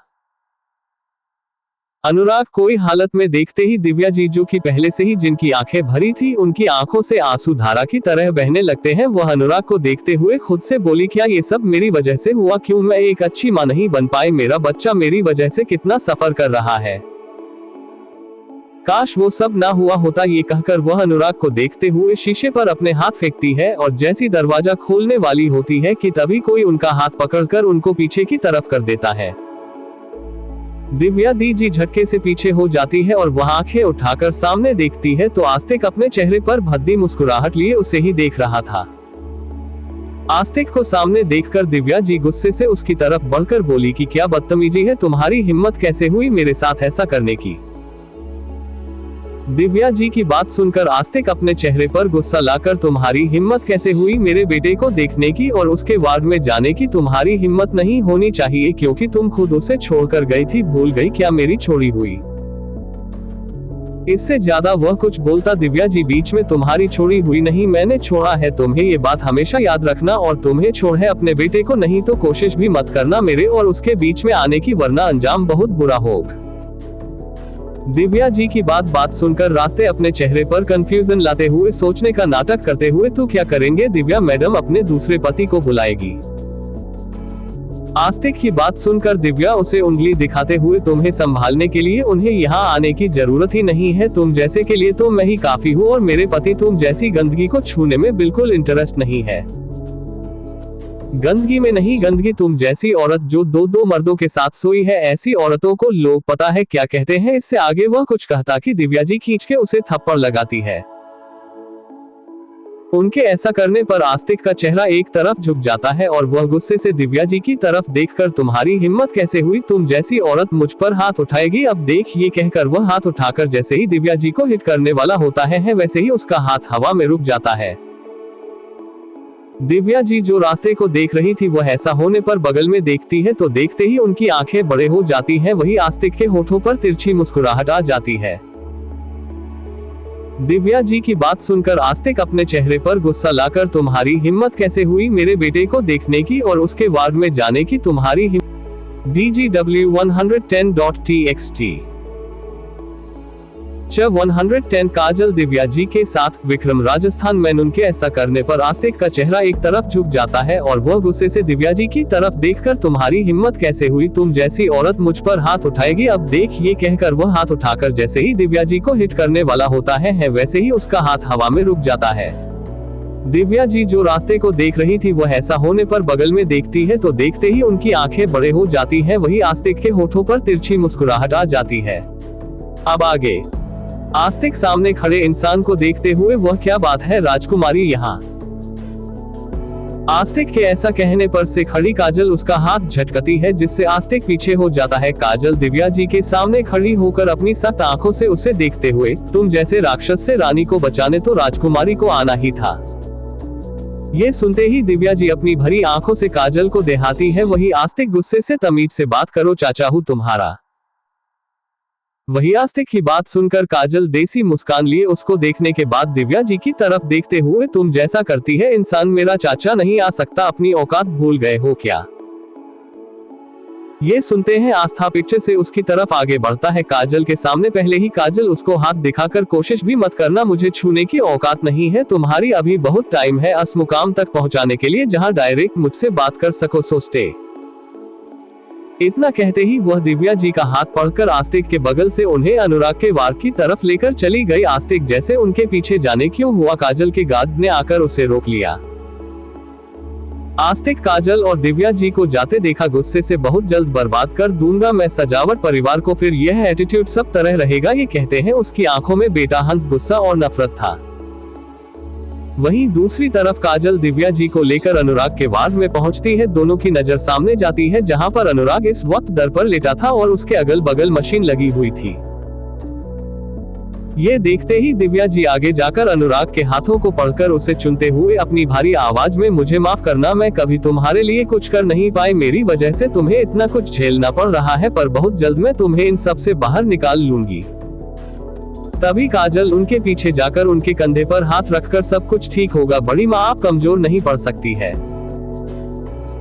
राजावत हवेली एक कर आकर राजावत हवेली में आती है, उसमें से विक्रम और प्रिया निकलते हैं। वह दोनों चलकर अंदर जाते हैं। अंदर जाते ही सबसे पहले उनकी नजर विभा जी पर पड़ती है जो कि सामने सोफे पर बैठी आही के साथ खेल रही थी। उनकी नजर जब में डोर पर जाती है तो वहां विक्रम और प्रिया को देखकर खुशी से खड़े होकर उनके पास जाते हुए, अरे तुम दोनों कहाँ थे इतने दिनों तक, जब से काजल की शादी हुई उसके बाद तो दिखेगी नहीं, ये कहते हुए वह उन दोनों के सामने आकर खड़ी हो जाती है। विभा जी को विक्रम की एक्सीडेंट और काजल और ईयान के साथ जो भी हुआ था उसके बारे में कुछ नहीं पता था। वही विक्रम विभा जी की बात सुनकर मुस्कुराते हुए उनके पैर छूता है, फिर खड़े होकर, आपको तो पता है ना बहुत सारा काम है, लेकिन अब देखिए आ गया ना आप सबके पास, और काजल कितना मेरे बिना यहाँ पर अकेले समाधि, वहाँ का सारा काम खत्म करके आया हूँ। विक्रम की बात प्रिया भी उनके पैर छूकर खड़े होते हुए, हाँ बिल्कुल आंटी की इंडस्ट्री का सीईओ तो यही है मैम, तो बस कुर्सी पर बैठी है क्यों विक्रम जी। प्रिया की बात सुनकर विभा जी हंसने लगती है। वही विक्रम घूरकर प्रिया को देखता है तो प्रिया उसे आंखें चढ़ाकर देखते हुए, क्या गलत कहा, क्या बोल तो ऐसे ही रहे थे, ये कहकर वह विभा जी के साथ अंदर चली जाती है। विक्रम प्रिया को जाते देखकर हिला देता है और वह भी उनके पीछे चला जाता है। हॉल में पहुंचकर विक्रम विभा जी की तरफ देखते हुए, आंटी काजल कहाँ है। विक्रम की बात पर विभा जी उनकी तरफ देखते हुए, ऑफिस गई है, बस अभी आती ही होगी, शाम हो ही गई है। उनकी बात पर विक्रम सर हिलता है और वह दोनों सोफे पर बैठ जाते हैं। विवाह की सर्वेंट को उन दोनों के लिए चाय लाने के लिए कहती है और वह भी फिर उन दोनों के साथ बैठ जाती है। बाकी मेंबर इस वक्त अपने में बिजी थे। दूसरी तरफ दिव्या जी और काजल अनुराग को देखने के बाद वो दोनों हॉस्पिटल से निकल जाते हैं। अस्पताल से निकलने के बाद दोनों गाड़ी में बैठ जाते हैं। अंदर बैठे ही दिव्या जी काजल की तरह देखकर, प्रिंस तुम्हें इन सब के बारे में कैसे पता। दुर्गा जी की बात सुनकर काजल मुस्कुराते हुए उनकी तरफ देखकर, मैं भी तो उसी घर का हिस्सा होना बड़ी तड़प में, परिवार के बारे में हर एक में पता लगाना तो मेरी ड्यूटी थी, तो लगा ही पता। और आपको क्या लगता है राजस्थान आने के बाद मैं अपने अनु भैया के बारे में पूछताछ नहीं करूंगी, जानने की कोशिश नहीं करूंगी कि वह कहाँ है, क्या कर रहे हैं, साथ क्यों नहीं है, क्यों नहीं थे कभी कभी मेरे साथ, सब कुछ पसंद करने वाला, चिंता मत करो, इस लड़ाई में आपके साथ आपकी प्रिंसेस भी है। काजल की बात सुनकर फिर दिव्या जी कुछ नहीं रहती आंखें बंद करके अपना सर बैक सीट से टीका लेती है। वही काजल एक नजर दिव्या जी को देखने के बाद फोन से किसी को मैसेज करती है और उसके बाद खिड़की से बाहर देखने लगती है। दूसरी तरफ हॉस्पिटल, कुछ देर में अनुराग को होश आ जाता है। उसकी आंखें खोलते ही उसको अपने सामने आस्तिक बैठा हुआ दिखता है। अनुराग की आंखें खुलती देख आशिक उसके चेहरे को अपने हाथों में लेकर जाकर, मेरा बच्चा शुक्र है तू एकदम ठीक है, वरना उसे औरतों में तो मेरे बच्चे को मरवा ही दिया था। आस्तिक की बात सुनते ही अनुराग हैरानी से आस्तिक को देखने लगता है। अभी क्या करने वाला है आस्तिक, क्या करने वाली है काजल, और विक्रम का यहाँ आना कौन सा नया तूफान लेकर आता है। DGW111.txt। जब 111 तुम्हार माँ जो तुम्हें इतने सालों पहले छोड़कर गई थी। दूसरी तरफ हॉस्पिटल, कुछ देर में अनुराग को होश आ जाता है। उसकी आंखें खोलते ही उसको अपने सामने आस्तिक बैठा हुआ दिखता है। अनुराग की आंखें खुलती देख आशिक उसके चेहरे को अपने हाथों में लेकर जाकर, मेरा बच्चा शुक्र है तू एकदम ठीक है, वरना उसे औरतों में तो मेरे बच्चे को मरवा ही दिया था। आस्तिक की बात सुनते ही अनुराग हैरानी से आस्तिक को देखने लगता है। अब आगे, आस्तिक की बात सुनकर अनुराग हैरानी से उसकी तरफ देखते हुए बोला, आपका क्या मतलब है, किसी औरत ने किया है मेरे साथ ये। अनुराग को इस तरह रिएक्ट करते देखा अनुराग मन ही मन मुस्कुराते हुए अनुराग को बेहद गुस्से से बोला, और कौन कर सकता है, तुम्हारी वह माँ जो तुम्हें इतने सालों पहले छोड़कर गई थी, वह चाहती है कि तुम मर जाओ ताकि आगे जाकर कभी अपना हक ना मांग पाओ उस औरत के सिवाय, और कौन कर सकता है। ये सुनकर अनुराग कुछ भी नहीं कहता और एक तक ऊपर सीलिंग को देखने लगता है। ये देखकर आस्तिक अपने मन में डेविल स्माइल करते हुए, बस कुछ टाइम और उसके बाद ये पूरी तरह मेरी तरफ से तुमसे लड़ने के लिए तैयार हो जाएगा दिव्या, तुम ही तो, मैं छोड़ूंगा नहीं। एक ऐसे वक्त उसकी आवाज में गुस्सा था जो कि उसकी आंखों में दिख रहा था, पर फिर वह बेहद नरमी से अनुराग के सर पर हाथ फेरते हुए, लेकिन तुम चिंता मत करो, मैं हूं ना, मैं अपने बेटे को हर मुसीबत से बचाऊंगा और तुम्हारी इस हालात का बदला उससे लेकर रहूंगा, तुम चिंता मत करो। आस्तिक की बात सुनकर अनुराग कुछ नहीं कहता। आस्तिक कुछ देर तक बैठने के बाद वह वार्ड से बाहर चला जाता है। दूसरी तरफ राजावत हवेली विभाजी ने विक्रम और प्रिया को उन दोनों के कमरे दिखा दिए थे जिसमें वह दोनों अभी थे। विक्रम कुछ काम के लिए अपने रूम से बाहर निकलता है कि तभी उसकी नजर आही पर पड़ती है जो कि दौड़ रही थी। आहा को देखकर विक्रम उसके पीछे जाते हुए, आही संभल कर गिर जाओगी, वो उसके पास जा पाता कि तभी नीरा जाकर ही को गोद में उठा लेती है और उसके तरफ देखते हुए ऐसे भागते, नहीं बच्चा, मम्मा ही रही थी आपके पास। वही विक्रम जैसे ही नीरा को देखता है अपनी जगह रुक जाता है और नीरा को देखते हुए, नीरा यहाँ कैसे। दूसरी तरफ हॉस्पिटल, कुछ देर में अनुराग को होश आ जाता है। उसकी आंखें खोलते ही उसको अपने सामने आस्तिक बैठा हुआ दिखता है। अनुराग की आंखें खुलती देख आशिक उसके चेहरे को अपने हाथों में लेकर जाकर, मेरा बच्चा शुक्र है तू एकदम ठीक है, वरना उसे औरतों में तो मेरे बच्चे को मरवा ही दिया था। आस्तिक की बात सुनते ही अनुराग हैरानी से आस्तिक को देखने लगता है। अब आगे, आस्तिक की बात सुनकर अनुराग हैरानी से उसकी तरफ देखते हुए बोला, आपका क्या मतलब है, किसी औरत ने किया है मेरे साथ ये। अनुराग को इस तरह रिएक्ट करते देखा अनुराग मन ही मन मुस्कुराते हुए अनुराग को बेहद गुस्से से बोला, और कौन कर सकता है, तुम्हारी वह माँ जो तुम्हें इतने सालों पहले छोड़कर गई थी, वह चाहती है कि तुम मर जाओ ताकि आगे जाकर कभी अपना हक ना मांग पाओ उस औरत के सिवाय, और कौन कर सकता है। ये सुनकर अनुराग कुछ भी नहीं कहता और एक तक ऊपर सीलिंग को देखने लगता है। ये देखकर आस्तिक अपने मन में डेविल स्माइल करते हुए, बस कुछ टाइम और उसके बाद ये पूरी तरह मेरी तरफ से तुमसे लड़ने के लिए तैयार हो जाएगा दिव्या, तुम ही तो, मैं छोड़ूंगा नहीं। एक ऐसे वक्त उसकी आवाज में गुस्सा था जो कि उसकी आंखों में दिख रहा था, पर फिर वह बेहद नरमी से अनुराग के सर पर हाथ फेरते हुए, लेकिन तुम चिंता मत करो, मैं हूं ना, मैं अपने बेटे को हर मुसीबत से बचाऊंगा और तुम्हारी इस हालात का बदला उससे लेकर रहूंगा, तुम चिंता मत करो। आस्तिक की बात सुनकर अनुराग कुछ नहीं कहता। आस्तिक कुछ देर तक बैठने के बाद वह वार्ड से बाहर चला जाता है। दूसरी तरफ राजावत हवेली विभाजी ने विक्रम और प्रिया को उन दोनों के कमरे दिखा दिए थे जिसमें वह दोनों अभी थे। विक्रम कुछ काम के लिए अपने रूम से बाहर निकलता है कि तभी उसकी नजर आही पर पड़ती है जो कि दौड़ रही थी। आहा को देखकर विक्रम उसके पीछे जाते हुए, आही संभल कर गिर जाओगी, वो उसके पास जा पाता कि तभी नीरा जाकर ही को गोद में उठा लेती है और उसके तरफ देखते हुए ऐसे भागते नहीं बच्चा, मम्मा आ ही रही थी आपके पास। वही विक्रम जैसे ही नीरा को देखता है अपनी जगह रुक जाता है और नीरा को देखते हुए, नीरा यहाँ कैसे? क्या होगा आगे इस कहानी में? क्या करेगा विक्रम? क्या करेगा अनुराग? क्या आस्तिक की चाल हो जाएगी कामयाब?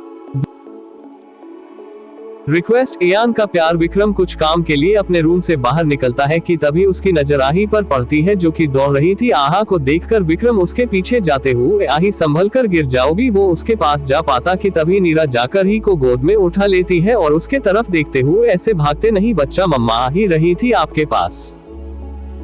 वही विक्रम जैसे ही नीरा को देखता है अपनी जगह रुक जाता है और नीरा को देखते हुए, नीरा यहाँ कैसे? अब आगे विक्रम मीरा को राजावत हवेली में देखकर हैरान हुआ और वही आही को नीरा की गोद में देखकर वह और भी ज्यादा हैरान हो जाता है। वह जल्दी से नीरा के पास जाता है और उसके सामने खड़े होकर उसे देखा है एक बार। वही नीरा जो आही के साथ बातें कर रही थी, किसी को अपने सामने आ जाने से कर उठाकर देखती है तो विक्रम को देखते ही वह 2 कदम पीछे हो जाती है। फिर वह हैरानी से विक्रम को देखते हुए, तुम यहाँ? विक्रम मीरा और काजल को बहुत पहले से जानता है। एक्चुअली वह पूरे मिश्रा परिवार को पहले से जानता था और अपनी बहन की तरह मानता था दोनों को। नीरा का सवाल सुनकर विक्रम उसे देखते हुए, ये सवाल मुझे तुमसे नहीं पूछना चाहिए मेरा, तुम यहाँ क्या कर रही हो? तुम तो वो डेविड। अभी विक्रम ने इतना ही कहा था कि नीरा आही को जल्दी से नीचे उतरकर उसके गाल पर हाथ रखकर, बेटा माँ आ रही है, जो जब तक अपनी रिवीजन करो मम्मा आकर चेक करेगी। वही विक्रम भी चुप हो जाता है। मीरा की बात सुनकर आई सर हिलाकर वहां से चली जाती है। आही के जाने के बाद मीरा विक्रम की तरफ देखते हुए, हम कहीं और जाकर बात कर ले। मीरा की बात पर विक्रम हाँ में सिर हिलाता है। वह दोनों वहां से हटकर थोड़ी दूरी पर चले जाते हैं जहां पर इस वक्त कोई नहीं था। वहां जाकर नीरा विक्रम को देखते हुए, तुम प्लीज। उसने इतना ही कहा था कि विक्रम नीरा को हाथ दिखाते हुए, पहले मेरे सवालों का जवाब दो, तुम्हें तो वह डेविड को भेजा था ना किसी के कहने पर, और उसके बाद उस इंसान ने तुम्हारे साथ। विक्रम ने इतना ही कहा था कि नीरा उसे रोकते हुए, नहीं उन्होंने ऐसा कुछ भी नहीं किया। मीरा के ऐसे रोकने पर विक्रम चुप हो जाता है। फिर से सवाल करता है, तो तुम यहाँ और वह बच्चे? मैंने डेविड से सच पता लगा लिया था। उसके बाद उसने मुझ पर वार किया, अटैक किया ताकि मैं मर जाऊं, बट मेरी किस्मत अच्छी थी, बच गया मैं। और अब मैं काजल को सच सच बताऊंगा कि सक्षम रायचंद ने तुम्हारा किडनैप करवाया, झूठा प्यार तुम्हारी जिंदगी में भेजा ताकि वह तुम्हें पा सके। मुझे ये सच नहीं पता था, मुझे लगा था कि उसने तुम्हारे साथ। ये कहते हुए वो रुक गया और नीरा को देखा। विक्रम की बात सुनकर नीरा की आंखों में नमी आ गई और वह विक्रम की तरफ देखते हुए, प्लीज ये बात काजल से मत कहना, सक्षम भाई है, काजल का भाई मानती है, और मैं भी फेस नहीं खेलती, जिंदगी को बर्बाद मत करना विक्रम भाई, मानती हूँ तुम्हें अपनी बहन के लिए जो बीत गया उसे बीच में लाना की समझदारी नहीं है। मैं बस अब खुशी से जीना चाहती हूँ और उन्होंने ऐसा कुछ बुरा नहीं किया। हम का तरीका बहुत गलत, शायद तब मैं हो गई बहुत पुराना, लेकिन उन्होंने मुझे संभाल, मुझे प्यार दिया, जानती हूँ सॉन्ग, लेकिन मैं आप सक्षम से दूर नहीं जा सकती। 5 साल का टाइम को छोटा टाइम नहीं है, उनके साथ हर पल हर दिन हर समय रही हूँ, उनसे बांटा है खुद को, अब दूर नहीं जा सकती। इतना कहकर नीरा ने विक्रम के सामने अपने हाथ जोड़ते हुए, प्लीज काजल के सामने कुछ मत बोलना, कुछ मत बताना मुझे, मैं खुश हूँ उनके साथ, और अगर यह सच काजल के सामने आया तो वह बात सुनकर उनको भी और बहुत कुछ होगा जो मैं नहीं चाहती मेरा रिश्ता टूटे। इंडस्ट्री इयान इस वक्त अपनी केबिन में बैठा था और उसके सामने लैपटॉप पर एक फाइल खुली थी। वो फाइल को स्क्रॉल डाउन कर कर देखते हुए, कमल है कितने राज है, यहाँ हर मोड़ पर एक नया पन्ना खुलता है। खैर मेरी वाइफी को अकेले इतना स्ट्रेस नहीं लेने दे सकता हूँ, अब वाइफी नहीं बताएगी तो क्या हुआ, मुझे उसकी हर प्रॉब्लम अपने तक लानी है ताकि उसे सिर्फ खुशियां दे सकूं। ये कहते वक्त उसके चेहरे पर प्यारी सी मुस्कान, वह अपना फोन खोलकर उसमें काजल की फोटो देखते हुए, तुमने पागल कर दिया मुझे भाई थी, और मैं बहुत खुश हूँ, पागल होगा तुम्हारे प्यार में, पहली नजर उसे नजर में प्यार हुआ, कायनात में तुम्हें मुझसे मिलाया, और अब मैं इस कायनात का शुक्रिया तुम्हारे होठों पर हमेशा मुस्कान देकर करना चाहता हूँ।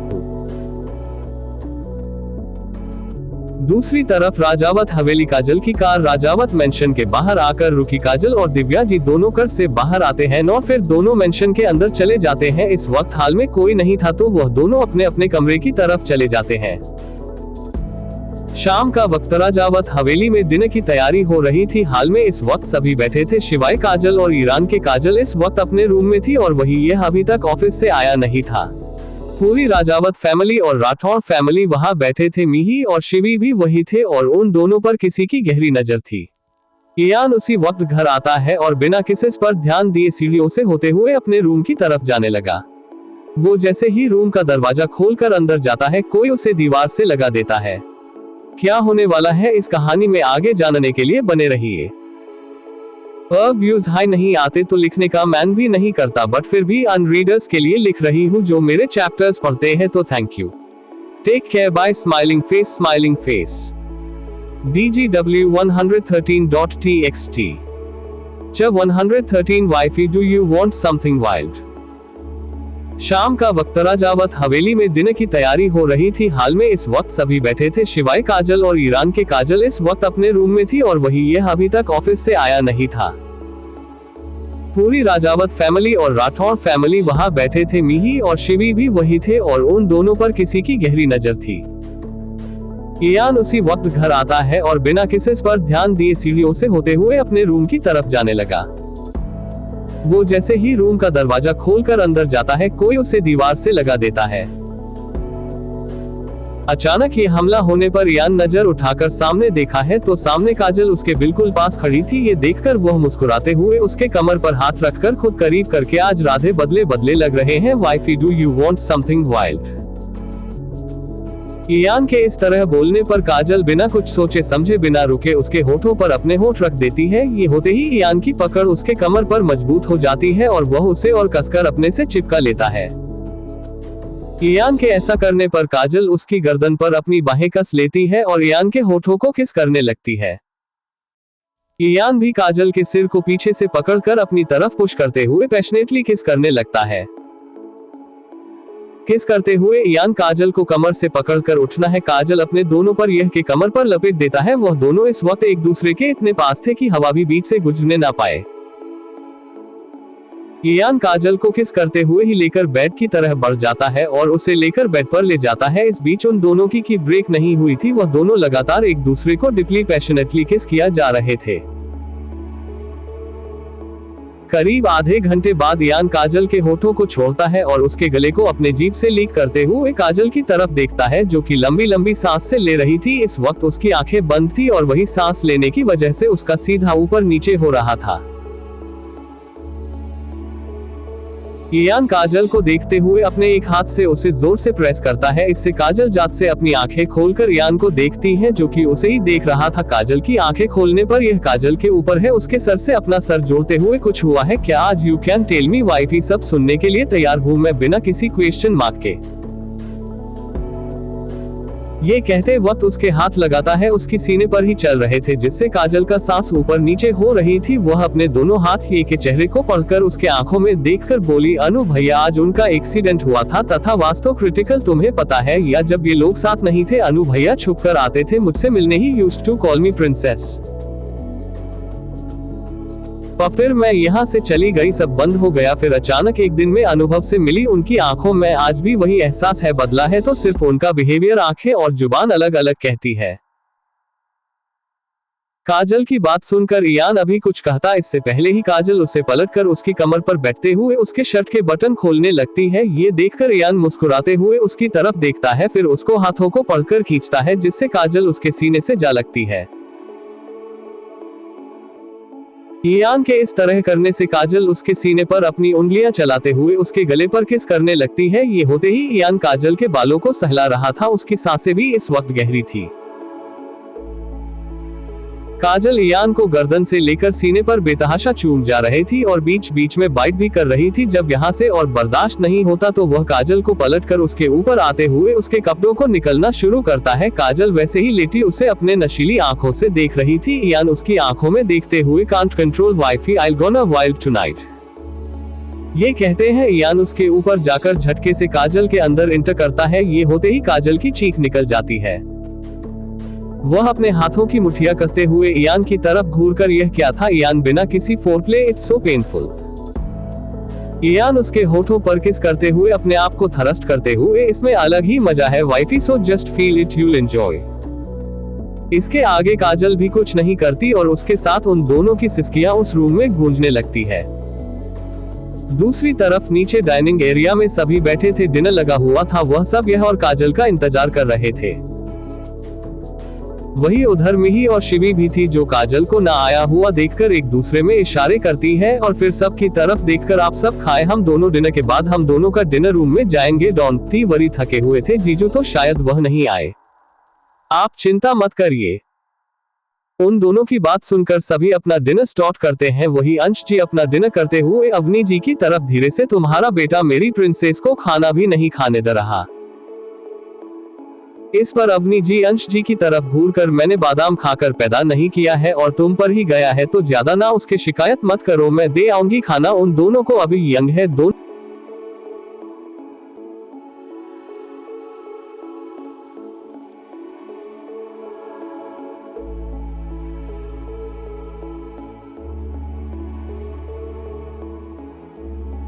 इस पर अवनी जी अंश जी की तरफ घूरकर, मैंने बादाम खाकर पैदा नहीं किया है और तुम पर ही गया है, तो ज्यादा ना उसके शिकायत मत करो, मैं दे आऊंगी खाना उन दोनों को, अभी यंग है दोनों, करने दो जो कर रहे हैं, बेफालतू में मेरे बेटे को कुछ मत कहना। ये सुनकर अंश जी अपना सर हिलाकर खाना खाने लगते हैं। वही ऊपर काजल और इयान के कमरे में दोनों एक दूसरे को अपना भरपूर प्यार दिखा रहे थे। That's it for today, bye bye, take care, smile smile। शाम का वक्त राजावत हवेली में डिनर की तैयारी हो रही थी। हाल में इस वक्त सभी बैठे थे, शिवाय काजल और ईरान के DGW114.txt। 114 बेशर्म जीजा इयान का हीरा। दूसरी तरफ नीचे डाइनिंग एरिया में सभी बैठे थे, डिनर लगा हुआ था, वह सब यह और काजल का इंतजार कर रहे थे। वही उधर मिही और शिवी भी थी, जो काजल को ना आया हुआ देखकर एक दूसरे में इशारे करती है और फिर सब की तरफ देखकर, आप सब खाए, हम दोनों डिनर के बाद हम दोनों का डिनर रूम में जाएंगे। डॉन तीवरी थके हुए थे, जीजू तो शायद वह नहीं आए, आप चिंता मत करिए। उन दोनों की बात सुनकर सभी अपना डिनर स्टार्ट करते हैं। वही अंश जी अपना डिनर करते हुए अवनी जी की तरफ धीरे से, तुम्हारा बेटा मेरी प्रिंसेस को खाना भी नहीं खाने दे रहा। इस पर अवनी जी अंश जी की तरफ घूरकर, मैंने बादाम खाकर पैदा नहीं किया है और तुम पर ही गया है, तो ज्यादा ना उसके शिकायत मत करो, मैं दे आऊंगी खाना उन दोनों को, अभी यंग है दोनों, करने दो जो कर रहे हैं, बेफालतू में मेरे बेटे को कुछ मत कहना। ये सुनकर अंश जी अपना सर हिलाकर खाना खाने लगते हैं। वही ऊपर काजल और इयान के कमरे में दोनों एक दूसरे को अपना भरपूर प्यार दिखा रहे थे। अब आगे।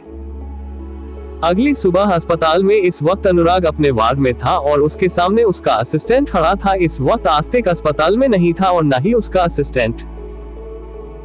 अनुराग के वार्ड में असिस्टेंट को देखते हुए अनुराग बोला, पता लगाओ कल जो मेरा एक्सीडेंट हुआ उस एक्सीडेंट के पीछे कौन था, जानबूझकर या फिर कोइंसिडियस। मैं अपने आप पर बिल्कुल यकीन नहीं कर सकता, सच्चाई के तह तक तो जाना होगा, बेफालतू की कारवाहट अपने मन में भरने से जो बिता वह वापस नहीं आएगा और जो इस वक्त है वह पूरा बिखर जाएगा किसी भी तरह, किसी भी हालत में। मैं खुद को मैनिपुलेट नहीं होने दे सकता। पता लगा जितना वक्त लेना है लो, लेकिन एक हफ्ते से ज्यादा नहीं भी वक्त इंसाफ थी नाइंसाफी के बराबर है।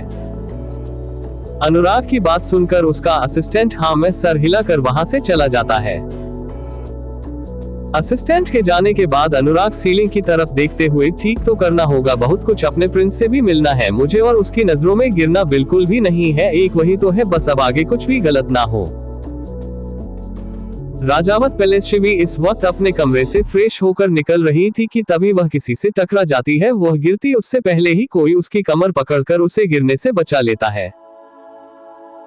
शिवी गिरने के डर से उसे इंसान को टाइटली पकड़ लेती है। जब को स्टेबल हो जाती है तो सामने देखकर, थैंक यू सो मच, आपने मुझे गिरने से बचा लिया वरना आज तो मेरी कमर जाती। Thank you Atharva. अथर्व वैसे ही उसे देखते हुए, हमारे सामने कोई गिरे और हम उसे ना बचाए, ऐसा कभी हो सकता है क्या? ये सुनकर शिवी मुस्कुराते हुए थैंक यू अभी भी वह दोनों इस पोजीशन में थे। अथर्व ने अभी भी उसे कमर से पकड़ रखा था। जब श्री देखी है कि अथर्व उसे छोड़ नहीं रहा तो वह उसकी तरफ देखकर, अब मैं ठीक हूँ, क्या मैं खड़ी हो जाऊँ? ये सुनते ही अथर्व उसे जल्दी से खड़ा करता है और उसकी तरफ देखते हुए, और सॉरी वह तुम जाओ। शिवी मुस्कुराते हुए वहां से चली जाती है। अथर्व भी उसे देखकर मुस्कुराते हुए अपने बालों में हाथ फेरता है और आगे निकल जाता है। इयान और काजल का कमरा। काजल और इयान इस वक्त एक दूसरे से लिपटे हुए सुकून की नींद सो रहे थे कि तभी उनके दरवाजे पर नॉक होता है। नॉक की आवाज सुनकर दोनों को कोई फर्क नहीं पड़ता। दोनों अभी भी उसी तरह सोए थे। वही बाहर वाला अंदर से कोई रिस्पांस ना पाकर दोबारा दरवाजा खटखटाता है, पर अगेन वह लोग रिएक्शन नहीं देते। तो इस बार दरवाजा थोड़ा जोर से खटखटाता है। ये सुनते ही यहाँ अपनी आंखें खोलकर रिलेशन भरी आवाज में खुद से, अबे यार चैन से सोने भी नहीं तेरा कोई। ये कहते हुए ही ज्ञान उठकर अपनी पेंट पहनता है और नीचे पड़ा हुआ शर्ट भी अपने शरीर से लगा लेता है। काजल को अच्छी तरह ढककर दरवाजा खोलना है तो सामने उसे अथर्व खड़ा दिखता है। अथर्व को देखते ही ज्ञान अपने बाएं उठाकर, इतनी सुबह सुबह क्या काम है साले साहब? ये कैसे डायरेक्ट बातें सुनकर आधार का मुंह बन जाता है और वह उसे घूरते हुए, मुझे अपनी बहन से बात करनी है, हटो साइड। इतना कहकर हो ये कि साइड से जाने की कोशिश करता है कि यार उसे वहीं पर अपना हाथ डालकर रुकते हुए, सो रही है तुम्हारी बहन, उठ जाएगी तो बात कर लेना। अथर्व एक ही बात ना सुनते हुए, अभी बात करनी है ना कंपनी से रिलेटेड, क्या यार छुपा कर क्यों रखा है, बात करने दो ना, कोई हीरो का खदान थोड़ी है चुरा कर ले जाऊंगा। अथर्व की ये बातें सुनकर ये तिरछा मुस्कुराते हुए, हीरो का खदान नहीं है, लेकिन मेरा हीरा है अंदर जो इस वक्त उठने के मूड में बिल्कुल भी नहीं है, उसे रेस्ट करने दो, शी नीड रेस्ट। इयान की बात सुनकर अथर्व फिक्र से, रेस्ट क्यों, क्या हुआ, मेरी बहन ठीक तो है ना जीजा जी? उसने ये शब्द पर जोर देकर कहा था। इयान को अथर्व की बात है इरिटेट कर रही थी, तो वह उसकी तरफ देखकर, थकी हुई है वह इसलिए नहीं आएगी, और वह क्यों थकी हुई है ये जाकर किसी शादीशुदा इंसान से पूछो, ठीक है? कोई रात को कोई क्यों थकता है? अब ज्यादा दिमाग मत खराब करो मेरा, जाओ जाकर ब्रेकफास्ट करो, हम दोनों आ रहे हैं। इतना कहकर यह ने दरवाजा बंद कर दिया। वही अथर्व जिसका चेहरा इस वक्त हैरानी से था, वह मुंह खोल अभी भी बंद दरवाजे को देख रहा था, फिर अपना सर झटकते हुए, बेशर्म जीजा, ये कहते हुए वह पर पटक कर वहां से वापस चला जाता है। वही यह रूम में काजल के पास वापस लेते हुए उसे अपनी तरफ खींचकर उसके कमर को पकड़कर, वाइफी उठ जाओ, कम ऑन वेकअप। इयान की बात सुनकर काजल उसके सीने में अपना चेहरा छुपाते हुए, मूड नहीं है, थोड़ी देर सोने दो ना, बाद में उठ जाऊंगी, ये कहकर वह दोबारा सो जाती है। वही उसकी बात सुनकर इयान उसका सर सहलाने लगता है। That's it for today. Bye, take care, relieved face. DGW 115.txt 115 आस्तिक का प्लान। काजल की खराब तबीयत इयान को अथर्व की बात है इरिटेट कर रही थी, तो वह उसकी तरफ देखकर, थकी हुई है वह इसलिए नहीं आएगी, और वह क्यों थकी हुई है ये जाकर किसी शादीशुदा इंसान से पूछो, ठीक है? कोई रात को कोई क्यों थकता है? अब ज्यादा दिमाग मत खराब करो मेरा, जाओ जाकर ब्रेकफास्ट करो, हम दोनों आ रहे हैं। इतना कहकर यह ने दरवाजा बंद कर दिया। वही अथर्व जिसका चेहरा इस वक्त हैरानी से था, वह मुंह खोल अभी भी बंद दरवाजे को देख रहा था, फिर अपना सर झटकते हुए, बेशर्म जीजा, ये कहते हुए वह पर पटक कर वहां से वापस चला जाता है। वही यह रूम में काजल के पास वापस लेते हुए उसे अपनी तरफ खींचकर उसके कमर को पकड़कर, वाइफी उठ जाओ, कम ऑन वेकअप। इयान की बात सुनकर काजल उसके सीने में अपना चेहरा छुपाते हुए, मूड नहीं है, थोड़ी देर सोने दो ना, बाद में उठ जाऊंगी, ये कहकर वह दोबारा सो जाती है। वही उसकी बात सुनकर इयान उसका सर सहलाने लगता है। अब आगे। आस्तिक का घर। आस्तिक इस वक्त अपने कमरे में था। उसके हाथों में एक फोटो थी जिसमें दिव्या जी और वह दोनों साथ थे। दिव्या जी के चेहरे पर एक प्यारी सी मुस्कान और वहीं आस्तिक के चेहरे पर नाक के बराबर एक्सप्रेशंस। वह उसे फोटो में दिव्या जी को देखते हुए फोटो को फाड़ देता है और दुर्गा जी के फोटो को हाथों से मसलते हुए, तुम्हारी यह मुस्कान ही तो नहीं भाती मुझे, बहुत जल्द दुनिया से विदा करूंगा, बहुत बुरी तरीके से तुम्हें, मुझे दुनिया में सबसे ज्यादा नफरत है तुमसे, और बहुत जल्द मैं अपने इस नफरत को उसकी सही मंजिल पर पहुंच जाऊंगा। तुम्हारा जान से प्यारा बेटा भी तुम्हारे साथ ही मार डालूंगा मैं उसे, फिर होगी मेरी जीत, ये कहकर वो जोर जोर से हंसने लगता है। वह हंसते हुए इस वक्त बिल्कुल किसी साइको की तरह लग रहा था। दूसरी तरफ हॉस्पिटल में अनुराग अपने वार्ड में बैठा अपने फोन में एक फोटो को देख रहा था। उसे देखते हुए उसे पर अपने हाथ घुमाते हुए, ऐसा क्यों लग रहा है कुछ गलत होने वाला है, मुझे जल्द से जल्द यहाँ से निकलना होगा, खेल का मोहरा नहीं बना मुझे, इस खेल को खत्म करना है, बहुत जल्द सब ठीक करके रहूंगा। जब तक नहीं पता था, या फिर कह सकते हैं पता करने की कोशिश ही नहीं की, लेकिन आप जब सब पता है तो मैं वह सब कुछ करूंगा जिससे सब कुछ ठीक हो पाए, क्योंकि मैं अभी सब नहीं सह सकता और अपनी प्रिंस से भी तो मिलना है। ये कहते वक्त उसके चेहरे पर एक हल्की मुस्कान थी। कुछ देर बाद अनुराग अपने वार्ड से निकलता है। इस वक्त उसने नॉर्मल कपड़े पहन रखे थे। उसके असिस्टेंट ने उसके निकालने का इंतजाम कर दिया था। हालांकि अभी भी अनुराग पूरी तरह से ठीक नहीं था, पर फिर भी वह और बहुत देर तक अपने आप को इस तरह से यहाँ नहीं रख सकता था। वहीं दूसरी तरफ इस वक्त राजावत हवेली में काजल नाश्ते के लिए नीचे नहीं आई थी। सुबह से ही उसकी तबीयत खराब लग रही थी, जिस वजह से ईयान भी तब से उसके पास ही था। Hello guys, welcome to my channel.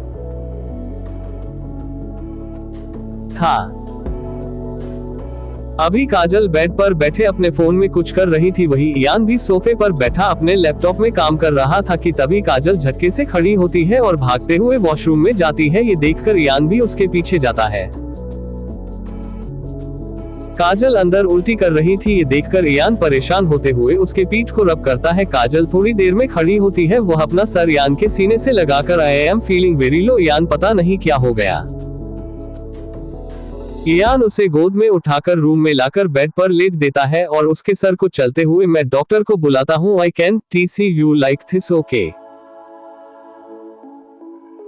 ये कहकर वह काजल के सर को चूमकर जैसे जाने को होता है। काजल उसके हाथ को पकड़कर, डॉक्टर की नहीं तुम या रहो ना, मुझे नहीं चाहिए डॉक्टर, कुछ गलत कार्य होगा, कल अभी मुझे सोना है, प्लीज तुम्हारे साथ रहो ना, वरना मुझे नींद नहीं आएगी। ईयान काजल की बात पर कुछ नहीं कहता, उसके बगल में आकर लेट जाता है और उसका सर अपने सीने पर रखकर सहलाने लगता है। कुछ देर में काजल सो जाती है। वही यार सीलिंग को देखकर कुछ सोचते हुए काजल का सर सहलाता है रहता है। That's it for today. Bye. Take care. Relieved face. Ian को अथर्व की बात है इरिटेट कर रही थी, तो वह उसकी तरफ देखकर थकी हुई है। वह इसलिए नहीं आएगी, और वह क्यों थकी हुई है ये जाकर किसी शादीशुदा इंसान से पूछो, ठीक है? कोई रात को कोई क्यों थकता है? अब ज्यादा दिमाग मत खराब करो मेरा, जाओ जाकर ब्रेकफास्ट करो, हम दोनों आ रहे हैं। इतना कहकर यह ने DGW116.txt 116 Divya ji kidnap, you are pregnant Mrs Rathore. Kajal अंदर उल्टी कर रही थी। ये देखकर ईयान परेशान होते हुए उसके पीठ को रब करता है। काजल थोड़ी देर में खड़ी होती है। वह अपना सर ईयान के सीने से लगाकर, I am feeling very low. Ian पता नहीं क्या हो गया। ईयान उसे गोद में उठाकर रूम में लाकर बेड पर लेट देता है और उसके सर को चलते हुए, मैं डॉक्टर को बुलाता हूँ, I can T U like this okay. ये कहकर वह काजल के सर को चूमकर जैसे जाने को होता है। काजल उसके हाथ को पकड़कर, डॉक्टर की नहीं तुम या रहो ना, मुझे नहीं चाहिए डॉक्टर, कुछ गलत कार्य होगा, कल अभी मुझे सोना है, प्लीज तुम्हारे साथ रहो ना, वरना मुझे नींद नहीं आएगी। ईयान काजल की बात पर कुछ नहीं कहता, उसके बगल में आकर लेट जाता है और उसका सर अपने सीने पर रखकर सहलाने लगता है। कुछ देर में काजल सो जाती है। वही यार सीलिंग को देखकर कुछ सोचते हुए काजल का सर सहलाता है रहता है। अब आगे दिव्या जी इस वक्त कार ड्राइव कर रही थी। वह इस वक्त किसी मीटिंग के सिलसिले से जा रही थी कि तभी उनके सामने एक कार आकर रुकती है। ये देखते ही दिव्या जी झटके से कार रोकती है कि तभी सामने वाले गाड़ी का दरवाजा खुलता है और एक शख्स मास्क लगाए बाहर निकलता है और दिव्या जी के गाड़ी के खिड़की पर नौकरी है। ये देखकर दिव्या जी जैसे ही अपनी शीशे को नीचे करती है, वो उनके चेहरे पर कुछ स्प्रे कर देता है, जिससे दिव्या जी बेहोश हो जाती है। राजावत इंडस्ट्रीज खिलजी अपने केबिन में बैठे फाइल रीड कर रहे थे कि तभी उनका फोन रिंग होता है। वह एक नजर फोन को देखकर फाइल रीड करते हुए उसे उठाकर कान पर लगाते हैं। कुछ बोलने वाले थे कि तभी सामने वाले की बात सुनकर उनके हाथ से फाइल गिर जाती है और वह झटके से खड़े होकर क्या कहा, लेकिन ऐसा कैसे हो सकता है तुम्हें? मैंने उनके सिक्योरिटी लगाने के लिए लगा रखा है और तुम्हारे होते ही कैसे हो गया? वहां से कुछ कहा गया, जिसके सुनते ही अखिल जी जल्दी से केबिन से बाहर निकल जाते हैं। अखिल जी जा ही रहे थे कि तभी बीच में उन्हें देवेंद्र जी मिलते हैं, जो कि किसी एम्प्लॉय से कुछ बात कर रहे थे। ये देखकर वह देवेंद्र जी की तरफ जाते हैं, पर फिर अपने कदम बीच में रोककर वापस से पीछे जाने को मुड़ते हैं कि तभी देवेंद्र जी उन्हें आवाज लगाते हुए, भैया। देवेंद्र जी की आवाज सुनकर अखिल जी रुक जाते हैं। तभी देवेंद्र चौहान की तरफ आकर, आप इतने परेशान क्यों लग रहे हैं, कुछ हुआ है, कहाँ जा रहे हैं आप इस वक्त? देवेंद्र ऋषि की बात सुनकर अखिल जी सीधे चलते हुए, अभी बताने का समय नहीं है, चलना है तो साथ चलो, रास्ते में बताऊंगा। अखिल जी की बात सुनकर देवेंद्र जी भी उनके साथ निकल जाते हैं। इस वक्त देवेंद्र जी और अखिल जी दोनों कार में बैठे थे। अखिल जी गाड़ी ड्राइव कर रहे थे। तभी देवेंद्र जी उनकी तरफ देखकर, आप तो बताइए क्या हुआ, इतनी जल्दी में और इतनी परेशानी में कहाँ जा रहे हैं? देवेंद्र जी की बात सुनकर अखिल जी अपना ध्यान सामने लगाते हुए, दिव्या का किडनैप हो गया, अभी उसके बॉडीगार्ड का फोन आया था, थोड़ी देर के लिए बस थोड़ी दूर रह गया था, उतने में किडनैप कर लिया और मैं जानता हूँ यह उसका ही काम है। अखिल जी की बात सुनकर देवेंद्र जी हैरान होते हुए, भाभी का किडनैप हो गया? भाई कुछ हद से ज्यादा ही आगे जा रहे हैं, भाभी को कुछ नहीं होना चाहिए, इसके लिए चाहे आपको या मुझे कुछ भी करना पड़े। देवेंद्र जी की बात सुनकर अखिल जी अपनी पकड़ स्टीयरिंग व्हील पर करते हुए, आज मैं जान ले लूंगा उसकी, बहुत माफ कर दिया बड़े होने के नाते, लेकिन अगर उसने मेरी दिव्या को कुछ भी किया तो जान निकाल लूंगा। ये कहकर अखिल जी चुप हो जाते हैं। देवेंद्र जी भी इस वक्त कुछ नहीं कहते। थोड़ी देर में अखिल जी की कार एक जगह जाकर रुकती है और वह गुस्से से गाड़ी से बाहर निकलते हैं। उनके साथ देवेंद्र जी भी बाहर निकलते हैं। दूसरी तरफ काजल इस वक्त अस्पताल में थी। इयान उसे जबरदस्ती यहाँ लेकर आया था, क्योंकि काजल को सुबह से बहुत बार उल्टी हो चुके थे और वह चक्कर आते आते गिरने से बची थी। इयान काजल को लेकर कोई रिस्क नहीं ले सकता था, इसलिए बहुत से लेकर डायरेक्ट हॉस्पिटल चला आया। इस वक्त काजल के टेस्ट हो रहे थे और ईरान डॉक्टर के केबिन में बैठा काजल का वेट कर रहा था। थोड़ी देर में डॉक्टर बाहर आती है, उसके साथ काजल भी थी। डॉक्टर ईरान को देखते हुए, सब बस थोड़ी देर में रिपोर्ट्स आ जाएंगे, फिर हमें मैं के कंडीशन के बारे में पता चलेगा। और वैसे जहां तक मेरा आपको सुझाव है कि आपको एक बार गायना डॉक्टर से जाकर सलाह लेना चाहिए। डॉक्टर की बात सुनकर ईरान उसे देखा है, फिर काजल की तरफ देखकर हाँ मैं इशारा करके काजल को लेकर उसे केबिन से बाहर निकल जाता है। थोड़ी देर में वह दोनों गायनेकोलॉजिस्ट के सामने थे और वह काजल को चेक कर रही थी। इस वक्त इयान के चेहरे के एक्सप्रेशन कोई देखकर बता नहीं सकता था वह क्या सोच रहा है, वही काजल के चेहरे पर नर्वसनेस थी। थोड़ी देर बाद डॉक्टर काजल का चेकअप करने के बाद उन दोनों के सामने बैठी है। उसके हाथ में इस वक्त रिपोर्ट थी, जिसे देखते हुए वह काजल की तरफ देखकर, आप 1 मंथ प्रेग्नेंट है, Mrs Rathore, congratulations you too mister Rathore. ये सुनते ही इयान और काजल दोनों एक तक डॉक्टर को देखने लगते हैं। फिर इयान के चेहरे पर बड़ी से मुस्कुराहट आ जाती है और वह घूमकर काजल को देखा है और उसके माथे पर किस करके, thank you so much wifey, I am so happy. वही काजल जो एक तक सामने देख रही थी, वही इयान के ये करने पर वो होश में आती है। उसके चेहरे पर भी अभी इस वक्त मुस्कुराहट थी और वह भी इयान को देख रही थी। DGW117.txt 117 इयान की खुशी, अखिल जी का गुस्सा। डॉक्टर काजल का चेकअप करने के बाद उन दोनों के सामने बैठी है। उसके हाथ में इस वक्त रिपोर्ट थी, जिसे देखते हुए वह काजल की तरफ देखकर, आप 1 मंथ प्रेग्नेंट है, Mrs Rathore, congratulations you too mister Rathore.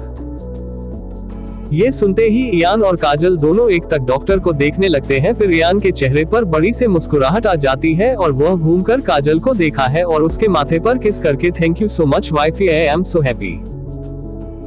वही काजल जो एक तक सामने देख रही थी, वही इयान के ये करने पर वो होश में आती है। उसके चेहरे पर भी अभी इस वक्त मुस्कुराहट थी और वह भी इयान को देख रही थी। अब आगे वो दोनों अभी एक दूसरे को देख रहे थे कि तभी डॉक्टर एक रिपोर्ट आगे बढ़ते हुए, उनकी प्रेगनेंसी नॉर्मल है, बस कुछ खास बातों का ख्याल रखना पड़ेगा, खाने पीने की चीज, डाइट का टेंशन नहीं लेना और जितना हो सके उतना एक्सरसाइज, और बाकी आप फिट है। डॉक्टर की बात सुनकर ज्ञान कर ही लाता है और फिर काजल को लेकर वह डॉक्टर के केबिन से बाहर चलता है। इस वक्त काजल और ये दोनों हॉस्पिटल के बाहर थे और ये हमें काजल को अपने गोद में उठाकर रखा था और उसे गोल गोल घूम रहा था। काजल अपने हाथों से इयान के कंधों को पकड़ते हुए, इयान क्या कर रहे हो, गिर जाऊंगी मैं, मुझे नीचे उतरो यार। वहीं अस्पताल से बाहर गुजर रहे लोग उन दोनों को देखकर मुस्कुरा रहे थे। इयान काजल को वैसे ही लेकर कार की तरफ जाते हुए, अरे ऐसी कैसे गिरने दूंगा तुम्हें वाइफी, तुमने तो मुझे मेरी लाइफ का सबसे बड़ा गिफ्ट दे दिया, अब तो तुम्हारी हद से ज्यादा केयर होगी। ये बोलकर हो काजल को पैसेंजर सीट पर बिठाते हैं और खुद ड्राइविंग सीट पर बैठकर कार ड्राइव करने लगता है। काजल इयान को देखते हुए, खुश हो ना तुम। ईयान काजल के ये कहने पर उसकी तरफ देखते हुए, मेरे चेहरे पर तुम्हें खुशी नहीं दिख रही, सबसे ज्यादा खुश ऐसा लग रहा है, दुनिया में सब कुछ मिल गया मुझे wifey, it's everything for me. Ian की बात सुनकर काजल मुस्कुराने लगती है और अपने मन में पता था कि बच्चे पसंद है, पर यह मेरा एहसास बहुत में तुम्हारी खुशी मेरे लिए सबसे ज्यादा ऊपर है, तुम्हारी खुशी के लिए कुछ भी करूंगी मैं। दूसरी तरफ अखिल जी और देवेंद्र जी गाड़ी से बाहर निकालकर सीधे सामने बने एक खंडहर की तरफ जाते हैं। उनके वहां पहुंचते ही बहुत सारे गार्ड उनके सामने आ जाते हैं। ये देखकर अखिल जी गुस्से में अपनी गन निकलते हैं और सामने देखते हुए शूट करने लगते हैं। फिर देवेंद्र जी की तरफ देखकर, मुझे अभी कोई भी ड्रामा या डायलॉग नहीं चाहिए, देव खेलते हैं, मुझे मेरी दिव्या किसी भी कीमत पर सही सलामत रहे, जितने खून बहाने पड़े बाहर डू इट। देवेंद्र जी अखिल जी की बात सुनकर सामने घाट पर फायर करने लगते हैं। कुछ ही देर में सारे गार्ड सामने खड़े पड़े होते हैं। अखिल जी और देवेंद्र जी जल्दी से अंदर जाते हैं। अंदर सामने आस्तिक अपनी चेयर पर बैठा उन दोनों को ही देख रहा था। आस्तिक को देखते ही अखिल जी गुस्से से उसकी तरफ चाहते हैं और उसकी कॉलर को पकड़कर खड़ा करते हुए, तुम्हारी हिम्मत कैसे हुई, आज मैं तुम्हें जान से मार डालूंगा। अखिल जी को ऐसा करते देखा देवेंद्र जी जल्दी से उन दोनों के सामने जाते हैं। तभी आस्तिक हंसते हुए अखिल जी को देखकर, मार डालो लेकिन भूल जाओ कि तुम्हें तुम्हारी बीवी मिलेगी। ये सुनते ही अखिल जी को गुस्सा आता है और वह एक 5 आस्तीन के चेहरे पर झाड़ देते हैं। इसी के साथ आज तक चेयर से नीचे गिर जाता है। अब अखिल जी जैसे ही उसे पकड़ने गए, देवेंद्र जी उसे रोकते हुए, भैया क्या कर रहे हैं, रुकिए, भाभी को लेना है हमें, आप इस तरह से अपना आपा नहीं खो सकते। देवेंद्र जी की बात सुनकर अखिल जी आस्तिक को घुसते हुए, तो मैं क्या करूं देव, इस इंसान को जिंदा छोड़ दो। बिल्कुल भी नहीं, आज मैं से चंदा नहीं छोड़ूंगा, जिंदगी न करके रखी है इसमें हम सबकी। अखिल जी कोई बात पर देवेंद्र जी कुछ बोलने की, तभी उनके कानों में आज तक की आवाज आती है, जो कि हंसते हुए अखिल जी की तरफ देखकर, अभी जिंदगी नरक की कहाँ है, अभी तो पत्थर करना है बहुत, और क्या बे आपसे सीधे तुम पर वेरी बैठा, यही संस्कार दिए हैं तुम्हारे पूजे पिताजी ने, अपने से बड़ों का आदर करना चाहिए।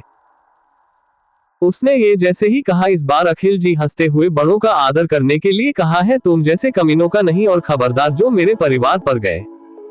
अभी वह दोनों बातें कर रहे थे कि तभी आस्तिक एक झटके से खड़ा होता है और अपने पीछे लिगेंड से अखिल जी की तरफ निशाना लगता है, पर अखिल जी को कोई सामने से झटके से खींच लेता है। ये सब होने पर अखिल जी मुड़कर उसे इंसान को देखते हैं तो उनकी आंखें छोटी हो जाती है और वह उसे इंसान को खुद से दूर करते हुए, तुम यहाँ क्या कर रहे हो, छोड़ो मुझे। वही सामने वाले इंसान को देखकर आस्तिक के चेहरे पर तिरछी मुस्कुराहट आ जाती है। दूसरी तरफ काजल और ईयान इस वक्त कार में थे। वह दोनों एक दूसरे से काफी खुश होकर बात कर रहे थे कि तभी काजल का फोन रिंग करता है। वह फोन उठाकर कान पर लगती है। ऐसे ही सामने वाले की बात सुनकर उसके चेहरे के एक्सप्रेशन चेंज हो जाते हैं और वो ओके कहकर कॉल कट कर देती है। काजल को ऐसे देखकर ईयान गाड़ी रोकर उसकी तरफ देखते हुए, व्हाट हैपेंड वाइफी। ईयान की बात सुनकर काजल उसकी तरफ देखते हुए, बड़ी माँ किडनैप हो गई है। That's it for today, bye, take care. DGW118.txt DGW119.txt Cha 119 happy ending। दूसरी तरफ काजल और ईयान इस वक्त कार में थे। वह दोनों एक दूसरे से काफी खुश होकर बात कर रहे थे कि तभी काजल का फोन रिंग करता है। वह फोन उठाकर कान पर लगती है। ऐसे ही सामने वाले की बात सुनकर उसके चेहरे के एक्सप्रेशन चेंज हो जाते हैं और वो ओके कहकर कॉल कट कर देती है। काजल को ऐसे देखकर ईयान गाड़ी रोकर उसकी तरफ देखते हुए, व्हाट हैपेंड वाइफी। ईयान की बात सुनकर काजल उसकी तरफ देखते हुए, बड़ी माँ किडनैप हो गई है। अब आगे आस्तिक अनुराग को देखते ही अपने चेहरे पर तिरछी मुस्कान लिए अखिल जी को देखता है, फिर अनुराग की तरफ जो उसकी ही तरफ देख रहा था। ये देखकर वो अपने चेहरे के एक्सप्रेशन बदलकर उदास मस्ती से अनुराग की तरफ देखकर, अनुराग देखा तुमने कैसे, ये तुम्हारी माँ का पति मुझे मरना चाहता है ताकि तुम्हारे ऊपर से मेरा यानी अपने बाप का साया है चला जाए और तुम अनाथ हो जाओ और ये लोग तुम्हें तंग कर सके। वही उसकी बात सुनकर दिव्या जी, अखिल जी और देवेंद्र जी के चेहरे हैरानी से भर जाते हैं और वो तीनों गुस्से से उसे देखने लगते हैं। फिर दिव्या जी अनुराग की तरफ देखकर कुछ कहने को हुई, पर वो अनुराग का चेहरा देखकर रुक गई क्योंकि अनुराग के चेहरे पर कोई एक्सप्रेशन नहीं था और वो बिना किसी भाव के आस्तिक को देख रहा था। ये देखकर उन तीनों दिव्या जी, अखिल जी और देवेंद्र जी कुछ नहीं कहते। अभी वहाँ शांति थी। दिव्या जी अनुराग को देख रही थी जो उनके बगल में ही खड़ा था। अखिल जी दिव्या जी को देख रहे थे और वही देवेंद्र जी उन तीनों को देख रहे थे। वही आस्तिक अपनी उदास आंखों से अनुराग की तरफ देखकर, तुम आ गए हो ना, अब मुझे इन लोगों से बच्चा और खत्म कर दो अपने इस चाचा को। आज तक की बात सुनकर अनुराग कुछ पल चुप रहता है, फिर एक तिरछी मुस्कान के साथ, क्या मुझे अपनी माँ को खत्म नहीं करना कर देना चाहिए पापा? वह पापा शब्द पर जोर देता है। अनुराग के बात सुनकर आस्तिक कुछ पल उसे हैरानी से देखता है और फिर दिव्या जी की तरफ चौंकी, खुद हैरानी भरे भाव लिए नाम आंखों से अनुराग की तरफ देख रही थी। ये देखकर वह अपनी तिरछी मुस्कान छुपाते हुए अनुराग की तरफ देखकर, इस औरत ने तुम्हारे साथ गलत किया है बेटे, तुम्हें बार बार करने की कोशिश की, छोड़कर चले गए, तुम्हें नाथों की तरह जिंदगी जीने पर मजबूर किया, इस औरत ने तुम कर सजा दोगे इसको, वह मुझे कबूल है। लेकिन आस्तिक इससे आगे कुछ बोलता कि तभी अनुराग उसके बात को पूरा करते हुए, लेकिन आपको मजा नहीं आएगा, आपको मजा तो आए जब वो बहुत तड़पेगी है ना मिस्टर आस्तिक राजावत। अनुराग की बात सुनकर रास्ते को शहर आने से देखने लगता है और उनकी ऐसी नजरों को देखकर अनुराग तिरछा मुस्कुराते हुए, क्या हुआ? शौक लगा कि मुझे कैसे पता? अनुराग की बात सुनकर रास्ते खाक लाते हुए, न नहीं, मैं ऐसा कुछ नहीं चाहता, मैं तो बस अपने बेटे के लिए इस औरत से बदला लेना चाहता था, सिर्फ और सिर्फ अपने बेटे के लिए। लेकिन अगर तुम इस औरत को जो सजा दोगे वह तो इस और आस्तिक के शब्दों को बीच में काटते हुए अनुराग बेहद गुस्से से, माँ है मेरी, ये तमीज से बात करो। उसकी यह बोलने की दे रही थी कि सभी हैरानी से उसकी तरफ देखने लगते हैं और आस्तिक को तो देखकर पता चल रहा था कि जैसे उसके अंदर से खून ही निकाल लिया। वह अपने पीले पड़ चुके चेहरे से अनुराग की तरफ देखकर, यह क्या बात कर रहे हो? इस औरत ने तुम्हें छोड़ दिया था, तब मैंने तुम्हें संभाला और राजेश औरत के लिए मुझे इस तरह से बात कर रहे हो? आस्तिक की बात सुनकर अनुराग जोर जोर से हंसने लगता है। उसको इस तरह हंसता देख हर कोई कंफ्यूजन में उसे देखने लगता है। तभी अनुराग से चुप हो जाता है और आस्तिक की तरफ देखते हुए, मजबूर तो आपने किया था ना, उनके साथ जानवर से बदतर सुलूक किया आपने, उनके जगह कोई और औरत होती तो जान से मार देती आपको। आपको क्या लगता है आप मुझसे इतने सालों तक सच छुपा कर मेरे अंदर नफरत घोलते रहेंगे और मैं कुछ नहीं करूंगा? आपको देखकर कभी मुझे लगा ही नहीं कि आप मुझसे प्यार करते हैं, लेकिन फिर भी सोच, शायद आपको मेरी माँ ने धोखा दिया है इसलिए इस तरह का बर्ताव करते हैं। लेकिन खोज करने पर पता चला कि मेरी माँ ने आपको धोखा नहीं दिया, बल्कि कि खुद के लिए कदम उठाया, आप जैसे जानवर के साथ ना रहने का फैसला लेकर अपनी जिंदगी बचाए, और इस बात का बदला आप ले रहे थे उनसे। मेरे अंदर नफरत घोल कर, लेकिन आप ही भूल गए कि उससे कीचड़ में आप भी डूबे हैं। मुझे नफरत की पट्टी सीखते सीखते ही भूल गए कि आपका बेटा है और उसे थोड़े प्यार और अपनेपन की जरूरत है। अनुराग के मुंह से ये सब सुनकर आस्तिक भूत बना उसे सुनता रहता है। वही दिव्या जी नाम आंखों से उन्हें देखने लगती है। दिखाए आंखों से आंसू बह रहा था। अखिल जी के साथ खड़ी थी।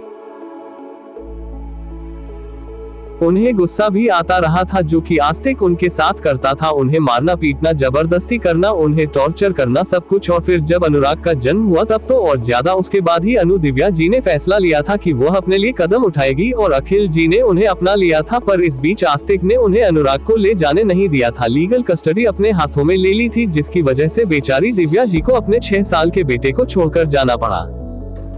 ये सब याद आते ही दिव्या जी बहुत कमजोर पड़ गई, पर अखिल जिन्होंने संभाल रखा था।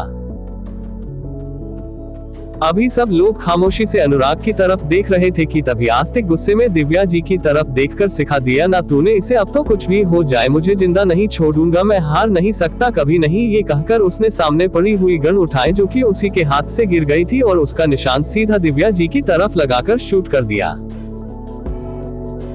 गली की आवाज सुनते ही सारे लोग हैरानी से उसे तरफ देखने लगे, पर यह क्या, दिव्या जी एकदम सही सलामत खड़ी थी। आस्तिक इस वक्त जमीन पर पड़ा हुआ था। ये देखकर सब लोग पीछे देखते हैं, जहां पर इस वक्त काजल खड़ी थी। उसके हाथों में गन थी जिसका निशान सीधा आस्तिक के सर के बीचों बीच था। काजल को सामने देखकर अनुराग नाम आंखों से उसकी तरफ देखने लगता है। तभी उसकी नजर पीछे जाती है जहां पर पूरा राजावत और राठौर परिवार था। काजल के बगल में ही यहाँ खड़ा था और पीछे सारे घर वाले। अनुराग को देखते ही काजल दौड़ के उसके पास जाकर उसके गले लगाते हुए, I miss you so much Anu भैया। उसकी इस बात को सुनकर अनुराग भी उसे अच्छे से पढ़ते हुए, I miss you too my princess. वही अनुराग के मुंह से ये सुनकर अंश जी आगे आते हुए, ओ हेलो, ये सिर्फ मेरी प्रिंसेस है, तुम लोग राजकुमारी बोलो, ये प्रिंस सब सिर्फ मेरे लिए। अंशी की बात सुनकर अनुराग अपनी आंखें छोटी करते हुए, आपके लिए क्यों, आपसे पहले मैं इसे प्रिंसेस बुलाया करता था, तो मैं तो प्रिंसेस बुलाऊंगा। वही इयान अपना सिर नामे हिलाते हुए उन दोनों को देख रहा था जो उसके सामने ही उसकी वाइफी के लिए लड़ रहे थे। सभी परिवार वालों के चेहरे पर खुशी थी। बॉडीगार्ड्स आस्तिक की लाश को उठाकर वहां से ले गए थे। अनुराग को आस्तिक को देखकर तकलीफ हो रही थी, पर उसे पता था कि आस्तिक गलत है और हमेशा से गलत ही रहा है।